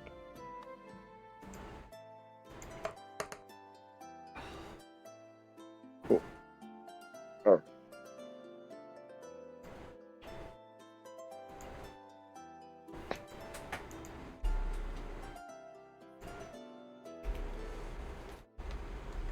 Hakara, you're up. Surprising no one.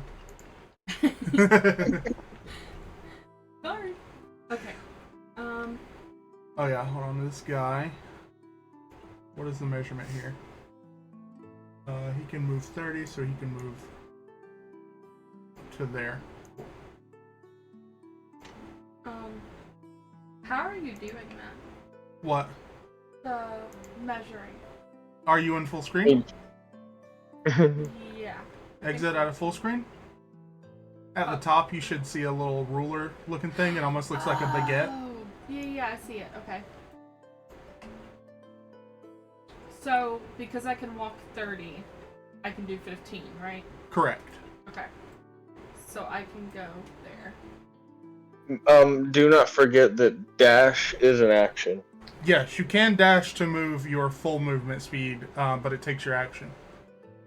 Oh, I got you. I just wanted to get in the room, Yeah. essentially. Well, I mean, you're a caster. You have some range, so. Yeah. I just wanted to remind everybody of that. Sorry. No, you're good. So if I don't use my full movement speed, I can still make an action. Yes. Okay. If you don't use the dash action, you still have your action and bonus action. Gotcha. Okay. Yeah.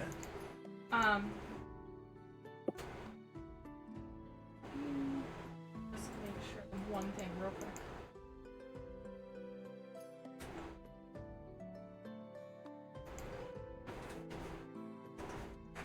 Okay.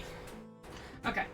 So, I'm gonna go with Chill Touch cantrip again.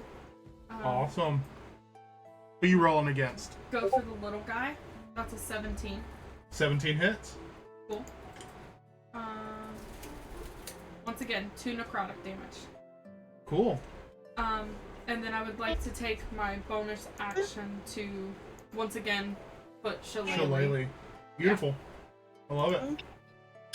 Okay, Daddy. And that's my turn. Awesome. Great turn. Laji, you're up. Right. There's a reason I reminded everybody. I'm gonna dash. And I've already done the math.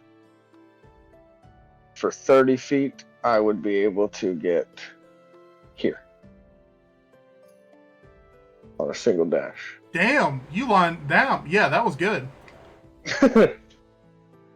And is setting up a reaction, is that an action or is it a bonus action? It depends. It is whatever you are doing it for. So, like, if you're, it is your reaction, but it takes your action to set up a reaction. You see what I'm saying? Okay. Okay.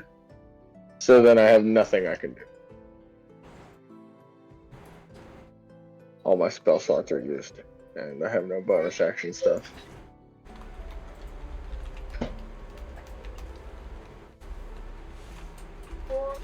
Let me double So given check that- this.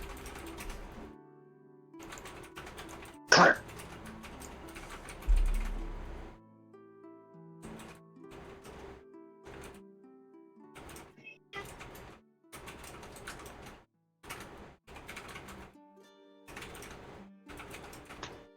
Okay, yeah, it is a full action to ready an action. Okay, that's fair. I just want to stand there looking intimidating. I mean, fair enough. You did just fucking roar through this this water that this guy kind of waddled through, you know, seemingly unaffected.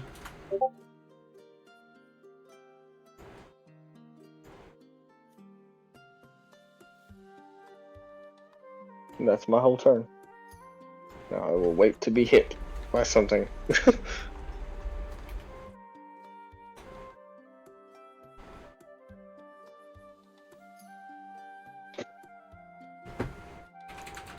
Uh...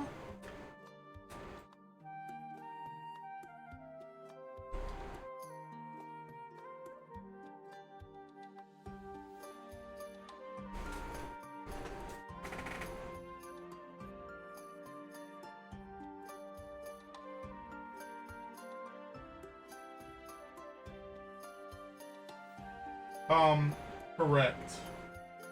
Okay. Correct. If it gets within 10 feet of you. Okay.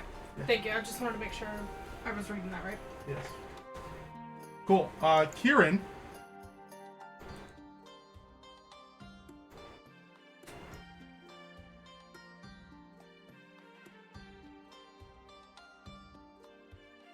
Kieran's gonna burn his action with a sprint into the room.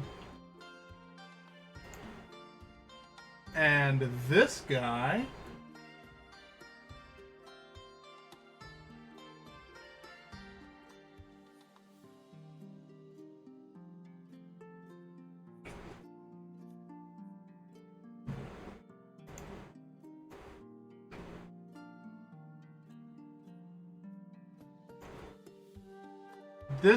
is going to move here. No, not resize, turn. And try and fuck up Laji. Bring it. There we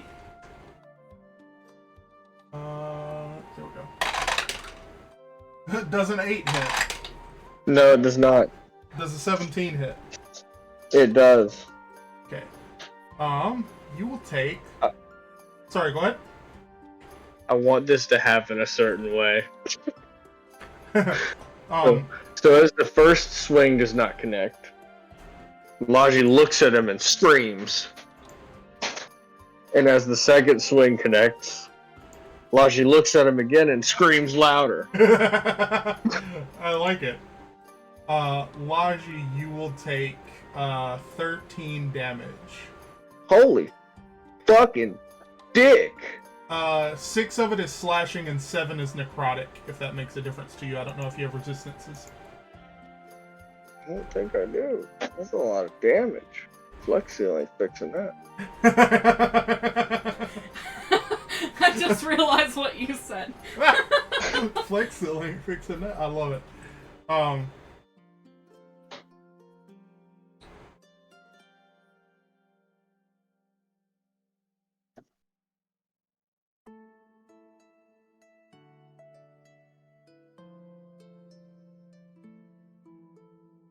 So that brings us around to. I'm sorry the combat is a little slow, you guys, I know.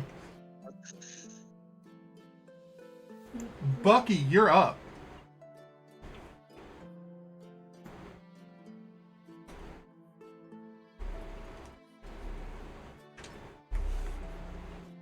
Stabbing worked well for me last time. Does a 15 hit? Actually, you know what? I don't even know if I can reach. Hold up. What are we doing? 30 feet? You can only do 15. Yeah, 15 for normal, 30 if you would like to use your action to sprint.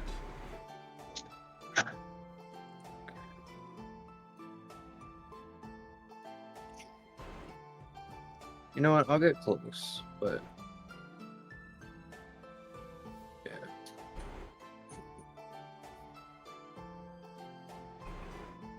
That's it.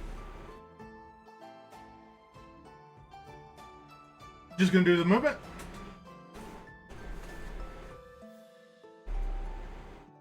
I moved. Did it transfer over? No, yeah, I was just saying, I'm just making sure that's,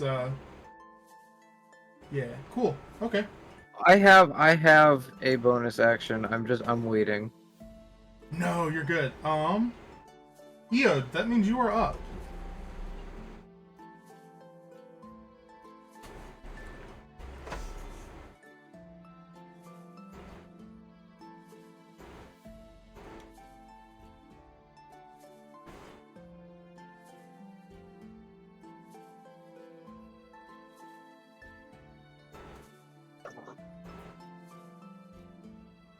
Sorry, I was talking to myself. I was muted and didn't realize it. You're fine, I apologize. No, it's fine.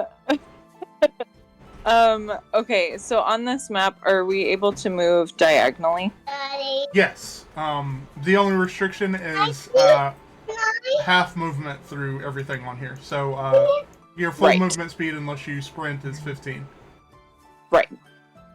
Okay, so my little marker would be 2 boxes below Kiernan. Gotcha.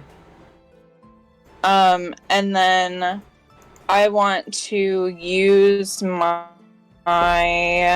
longbow and attack the guy that's like on top.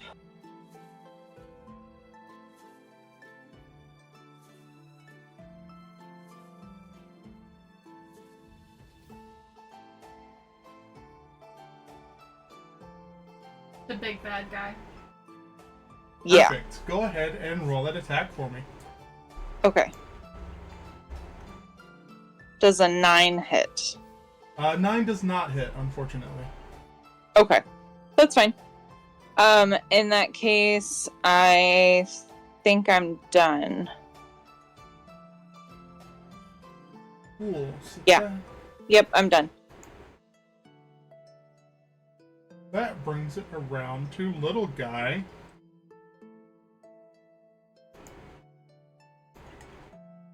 Who is able to do that and is going to.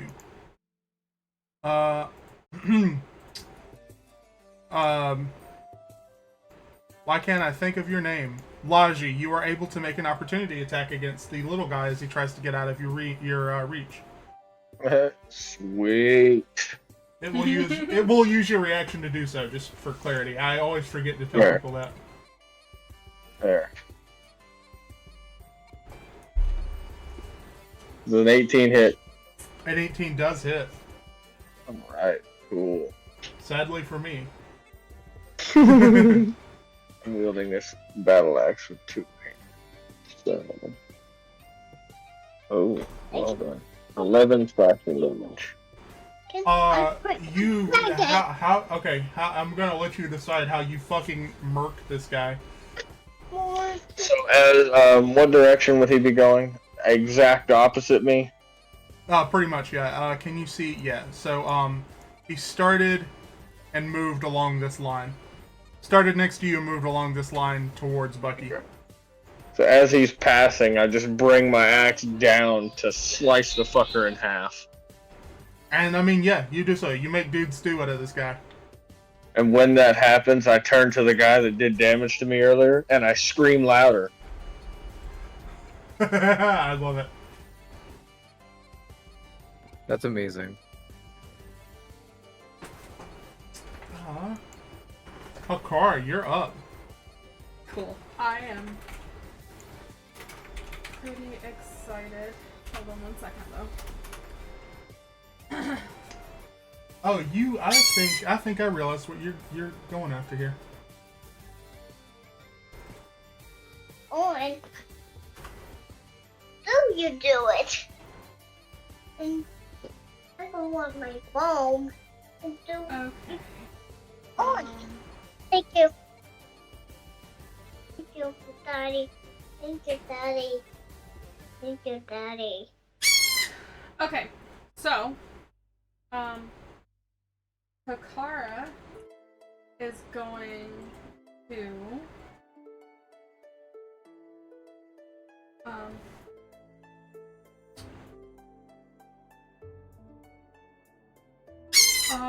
wait, hold on 1 second, sorry.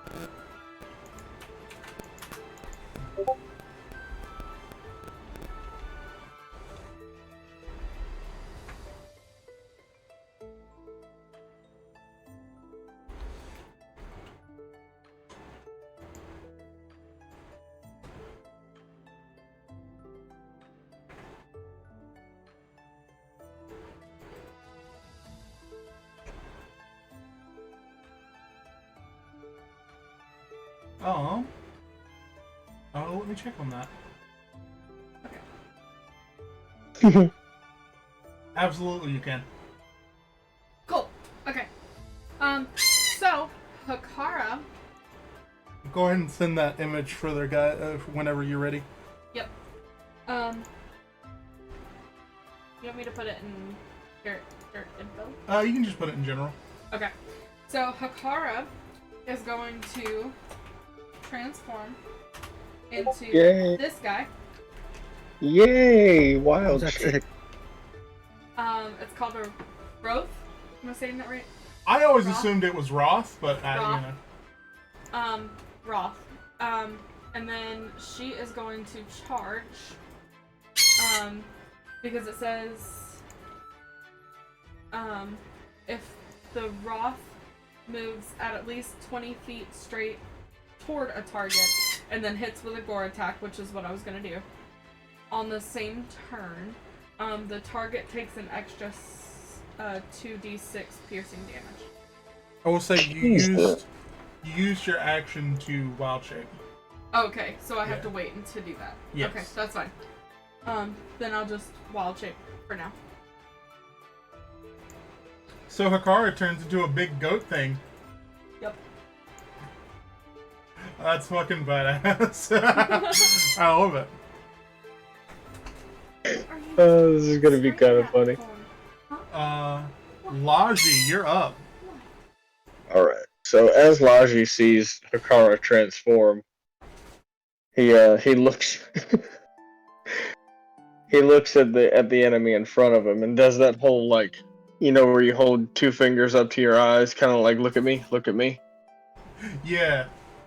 And then he points over at Hikara and screams at him. I love that he's just screaming at everybody. This is amazing. No, I love it. So I'm now going to just kind of move right there, just for, you know, shits and giggles. Yeah. And then I'm gonna make an attack roll. Look him up. Hurt me, please. Oh, I will. I'm gonna make him call me daddy. I might actually do it. 25. Oh, that hits. Holy shit. Oh, I forgot to do the. Oh, well, it's too late now. That's 8 slashing damage as he brings his axe down. You smack him in the chest pretty good. It seems like he manages to kind of duck back a little bit and lighten the blow just a hair. Sweet.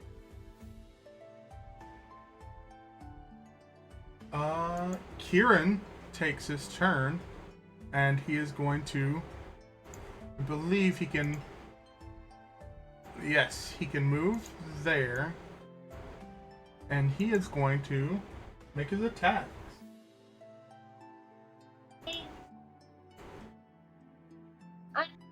Try again. Like, can I try again? Okay. An 8 does not hit, Okay. and neither does an 8. Okay. Oh no. Kieran swings at this guy, but he just doesn't. He can't seem to get purchase. And it seems like, you know, hand-to-hand combat is a little new to him. He seems a little clumsy with his blades. We're gonna have to show Kieran some moves. Yeah. So this guy swings once at Laji.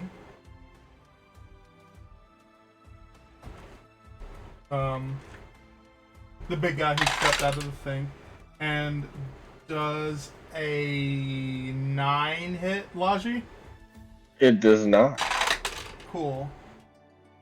But a 19 does hit Kieran. That is a lot of damage.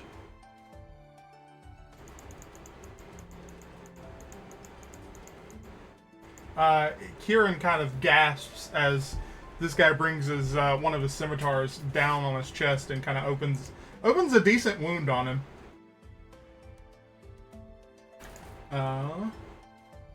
The whole time, by the way, he's chanting in Sylvan. It seems. I don't know if anybody speaks Sylvan, but you know. Dang. I speak Sylvan. Sorry. I speak Sylvan.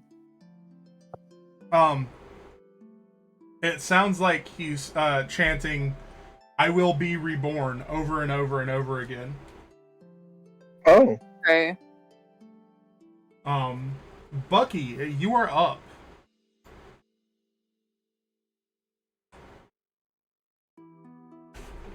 Alright, well, I also would like to gang the fuck up on him. Don't get hurt.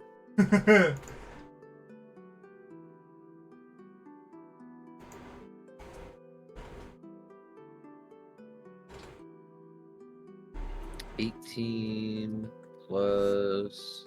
Does a 23 hit? 23 hits. Stab him with my rapier. Nice. Roll that beautiful bean footage for me. 10 dabblage. 10? I rolled a 7, my good sir, plus 3. Jesus Christ. That is awesome. Yeah, no, you hit a sweet spot. You feel the tip of your rapier jab into the point where the ball joint meets in his shoulder. Oof. Can I describe the way that I picture him doing this? Yes. So he's very heavy with his feet. I feel like his fighting style is kind of sumo from the waist down. So he kind of stomps forward and kind of ducks and then lunges and kind of scoops upward at the end. Oh, that's beautiful.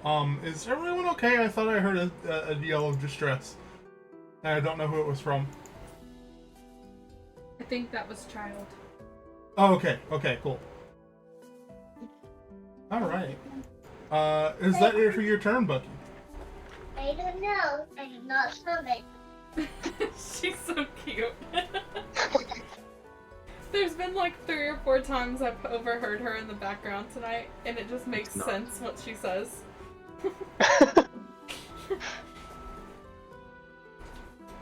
I am going to, or Bucky is gonna sheath his rapier real quick, and he's gonna kind of pat his coat down, and as he does, he's gonna start to warble. I'm using my bonus action to turn into my watery elemental form, to gain a resistance to bludgeoning, piercing, and slashing damage for non-magical attacks. Oh, I love it. Oh, that's awesome. Fuck yeah. I honestly forgot you had that. That's so fucking cool. Captain's Okay. pride, motherfucker. Yeah.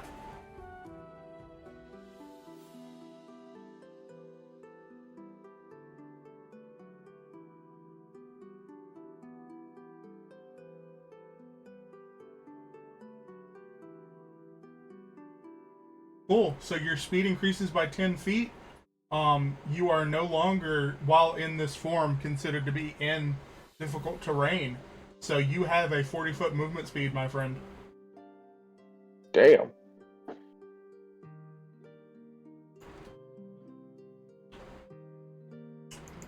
Is that something I can use right now? Yes, you haven't moved this turn, so... Oh, I did. I'm sorry. I started off like right here. You only used about 15 feet, so I think you get the rest of your 25.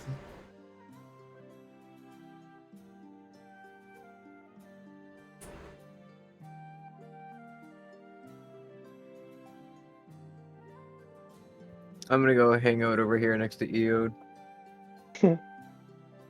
So while you're in your elemental form, I feel I have to ask, does it look like Bucky but water, or do you think you take on like a full, like, you know, big water elemental, you know, like pseudo tentacles and stuff? It would be Bucky but water, but because we're in like 10 inches of water, when he pats himself down, he goes down into the water, and then just kind of, you can see ripples in the water, and then he just kind of forms into himself next to Eode. That's so cool. Oh, that's so cool. I love it. I love that. Speaking of Eode, you are up. Yeah. Okay, I want to move right next to this dude. And I want to attack with Give. Run it for me. Go ahead and hit that attack. Does a button. 24 hit? Yeah, that hits. Alright, then it is 4 damage.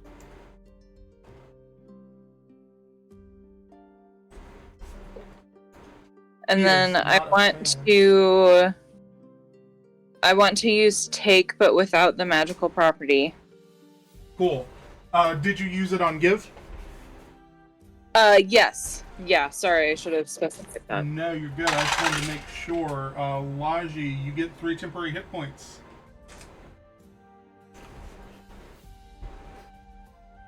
Go ahead and roll that attack for me. Alright, does an 18 hit? And 18 does hit, yes. So, okay, so you said without the magical properties, what do I roll? 1d6 plus your damage modifier, which is 3 for you. Okay. So, another 4 damage. Cool. Alright. That brings us around to Hikara. Okay, so am I still able to charge at him? Absolutely. I will say if Lagia is willing to use his reaction to jump back. Yes. I shall, actually. Yes! Okay, so I'm going to charge him. And I'm going to hit Gore, like attack. I need to Roll a d20 plus 6. stop it. Ow, you fucker, that was my eyelid. Stop. Quit. Go. D20 plus 6? Yes, to hit for the wild shape that she's in. Oh. Oh, I was worried. I thought that was damage. It's like, holy fuck.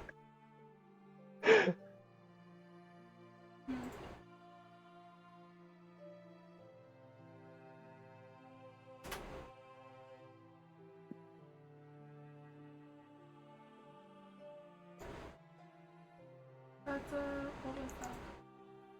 Oh. 23. 23 hits. Cool. So that is So you can roll, or you can take the median damage. It's up to you. so that's 3d6 plus 4. Correct. I would like Jesus. to roll that. Just d6. Oh. Let me know. Here we go. This plus 4. This. Oh.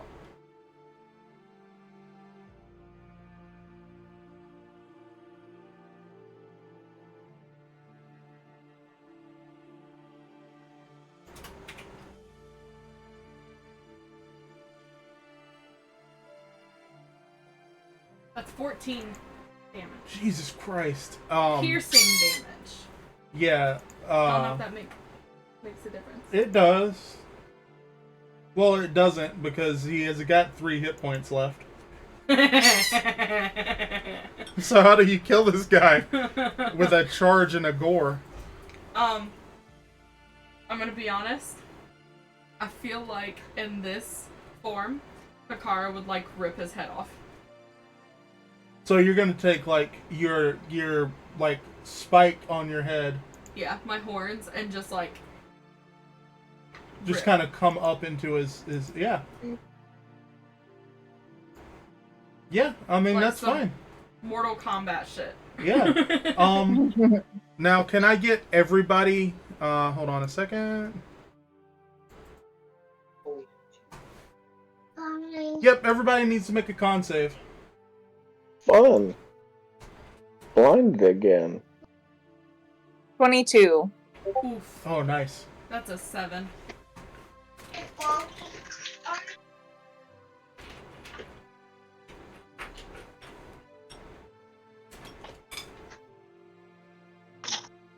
19. Nice.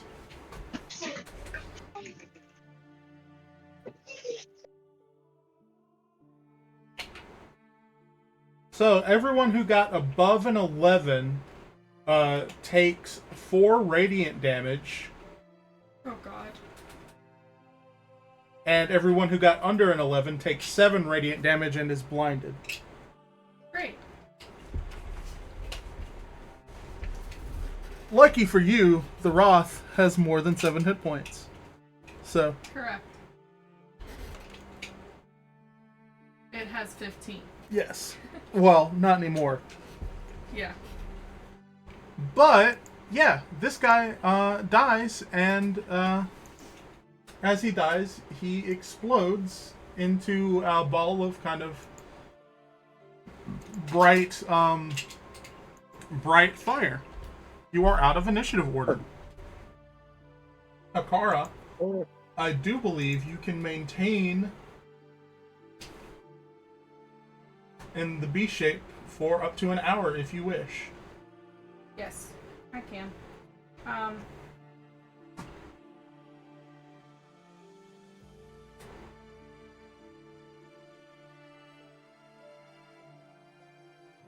stay in it for now. Cool. So, there are a couple of scimitars on the ground, and some badly burned leather-studded armor, but otherwise you guys are in this kind of pool area. Can I pick up a scimitar? Yes. Okay, so... Oh, go ahead. Go ahead. It's hot to the touch.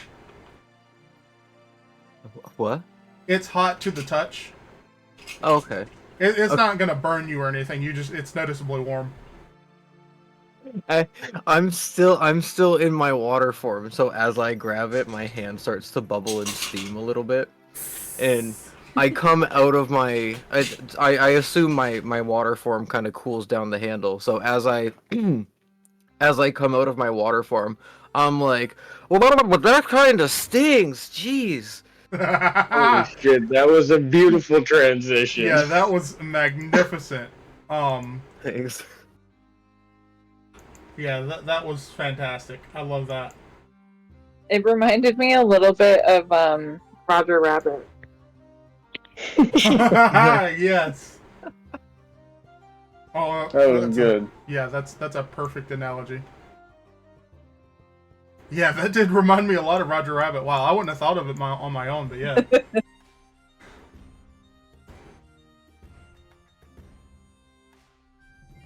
So yeah, both of those guys kind of exploded into a ball of fire and light, and ash.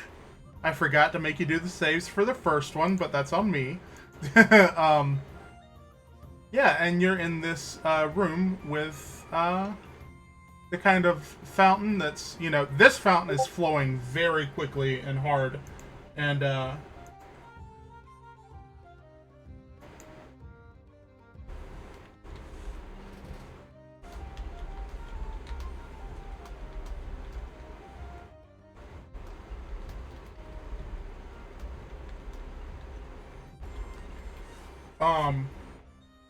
yeah, this fountain is flowing. It seems to be tapped directly into the spring, and yeah, I mean, it's very clear that the issue. I'm just moving characters around because brain ADHD.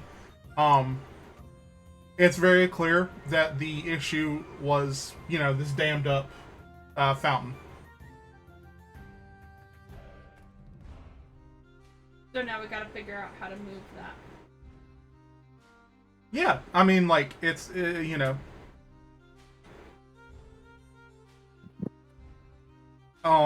could, literally just start picking it apart. You could cast a spell into it to break it up, something damaging, It doesn't seem like it's a well-constructed dam. It seems like it's, like a beaver dam made of brush and stuff. Could I run through it? You could. Make an attack roll on the dam. God, don't give a damn. I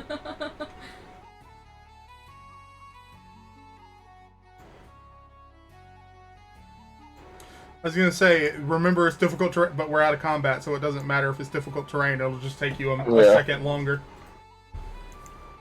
Oh, I was gonna go up those steps like this and run through. Yeah.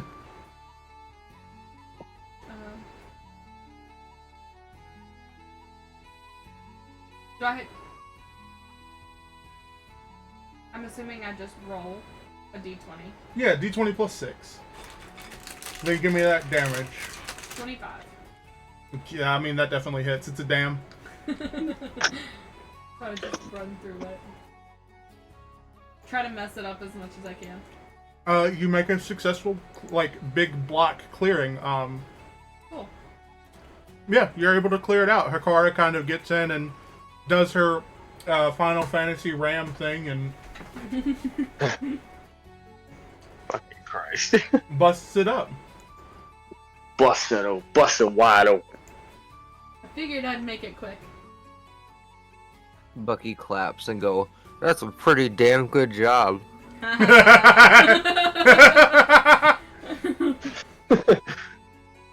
I give you double inspiration? You just plucked the hair out of my head. Thanks. Hopefully it was a gray. Alright. I don't think. So with all that being done, Laji would like to conduct a ceremony with all of you. I'm down. Given that we have all been in battle so very many times and everything that we have come across has died, he feels it's only right. I So, feel like Hakara should probably transform back into herself for this.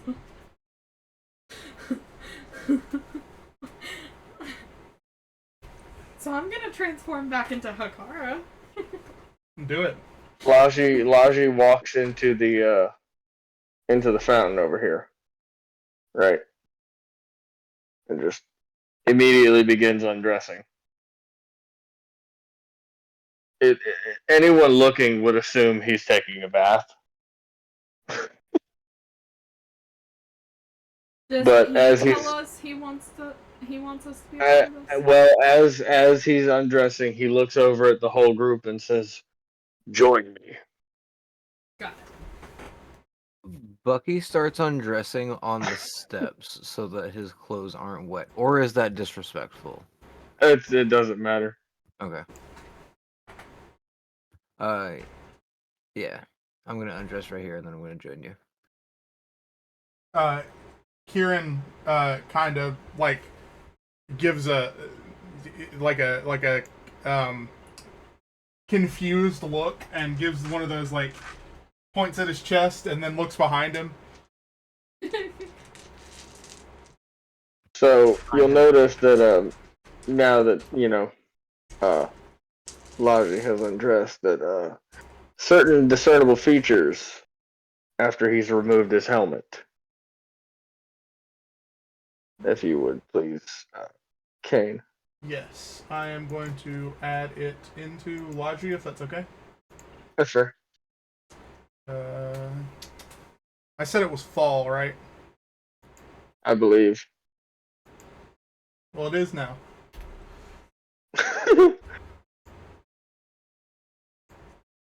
Whoa. So you'll notice that he's got rather large ears and hair that is of kind of an amber color. That's super cool. That's awesome. Yeah. Out of character, he's actually what is it? The summer what the hell is the fae called? The Eladrin is the specific type of elf. So he is half orc, half Eladrin. Very cool. And so once everyone gathers into the fountain,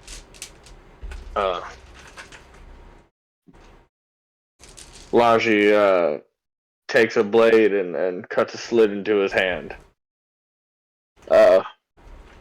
Would it be fair to assume I have a bowl of some sort, or would someone be carrying a fucking bowl? I don't know. Yeah, I think a small wooden bowl is reasonable enough to assume that an adventuring party would have.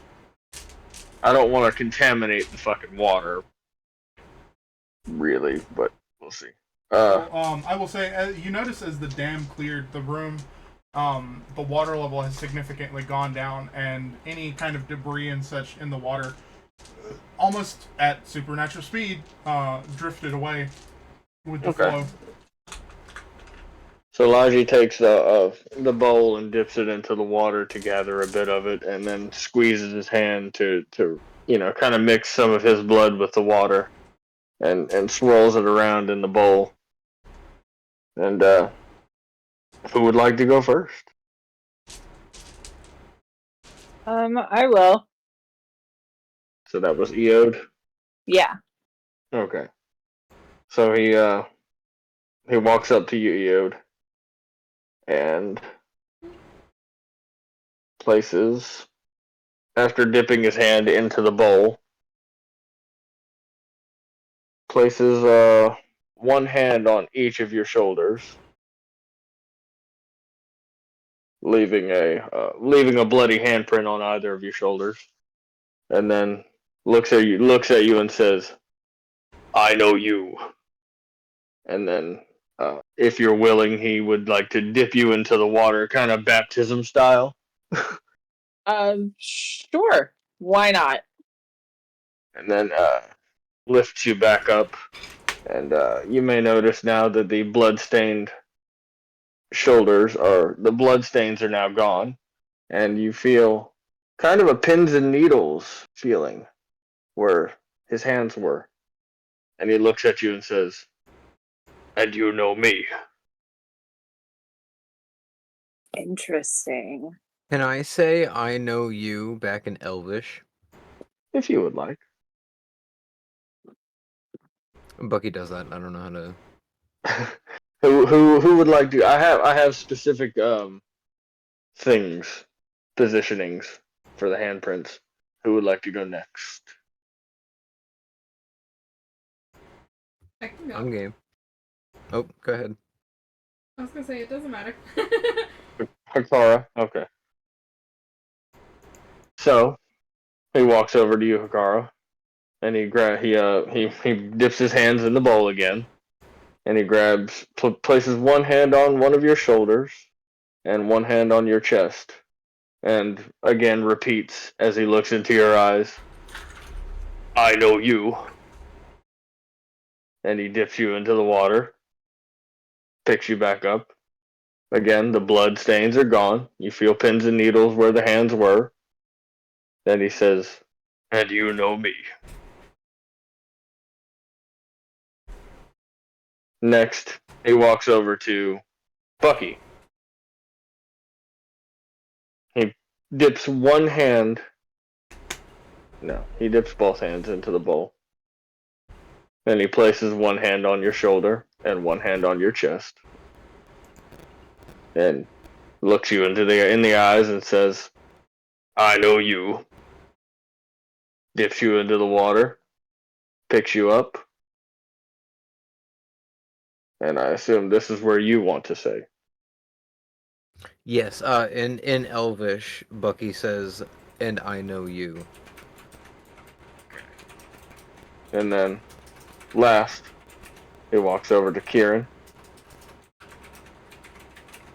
Has Kieran gotten comfortable yet? He still seems a little uncomfortable, and as you approach him, he seems a bit what's the word I'm looking for? Uneasy? Hard.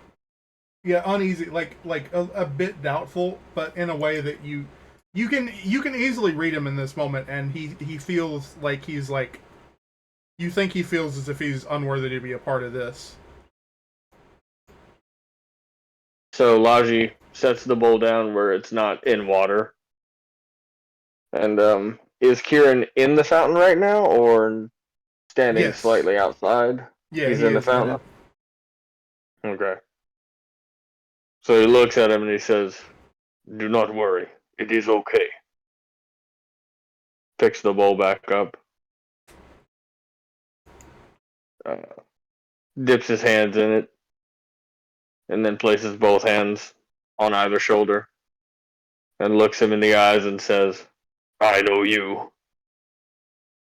Dips him into the water. Picks him back up. "And you know me."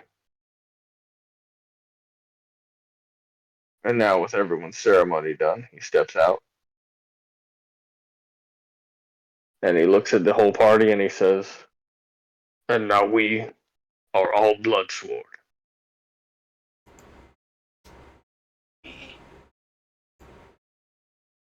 And that's the ceremony. Everyone notices that the bloodstains are immediately gone, but they feel that little tingle after they get out of the water.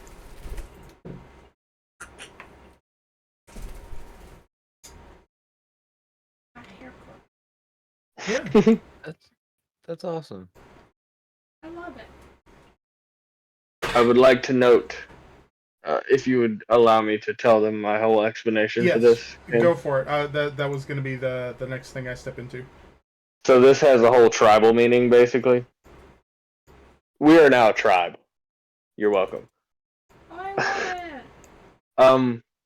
It's really I've discussed with Kane some sort of a magical use for these bloodstains, and in the Orcish tribes of this campaign. You're accepted into the tribe by Bloodstain, and you now have this magical scent that you can smell now. All of us can basically smell one another, if that makes sense. But you can smell that you are a tribe. Like you can tell the difference between your people and someone else's people. That's really cool.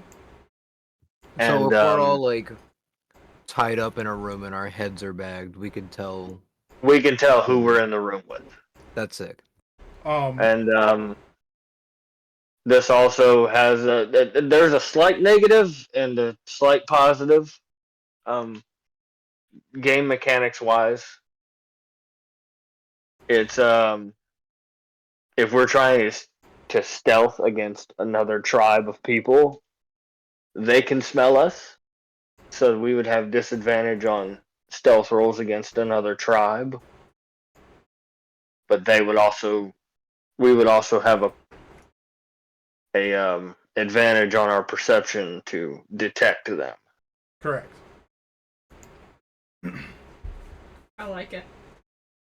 I'll also say there's some other stuff that, as a DM, some like behind the scenes stuff that I am also nothing as that's a debuff, but there is some secret stuff that you'll discover that is tied to it as well later on. Oh.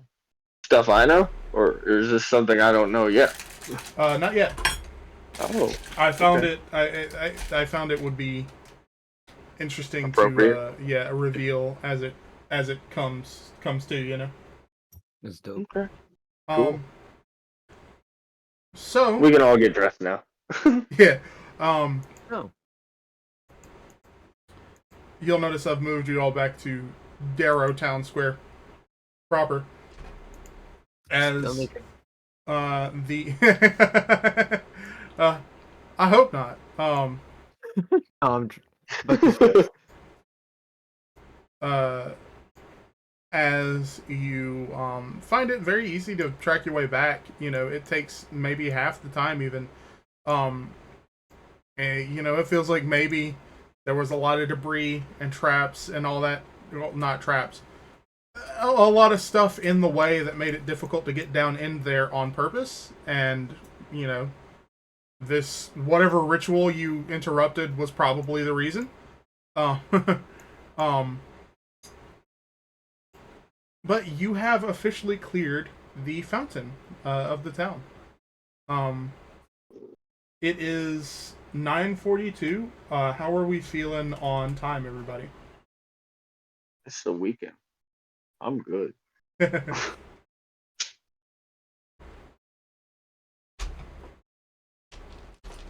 I'm good as long as we can possibly end before 11, Why 11? Yeah, I would agree. because the Walmart over there in Greer closes at 11 and I gotta get pumpkin puree. So If you're y'all saying we got go stuff tonight? to do, we can. If that's okay. If y'all Yeah. got stuff to do in real life, you know, we can. Wait, I'm fine. No, so I I'm just just want to tell you guys how fun. Real quick, we will close out this session then, if that's okay with everyone. Fine by me. That's Awesome. totally fine. I'm sorry. So just before we get Fine. into that, no, everything is okay. I just want to do my DM stuff before we get into outside of game stuff. Is that Yeah. okay? So you are able to properly traverse back to the town village, and even as you get there, the leaves on the plants seem greener, and fuller as you're making your way back to the, you know, village proper, and even to the point that maybe the soil seems like there's just a different feel in the air, and we can pick up there next time.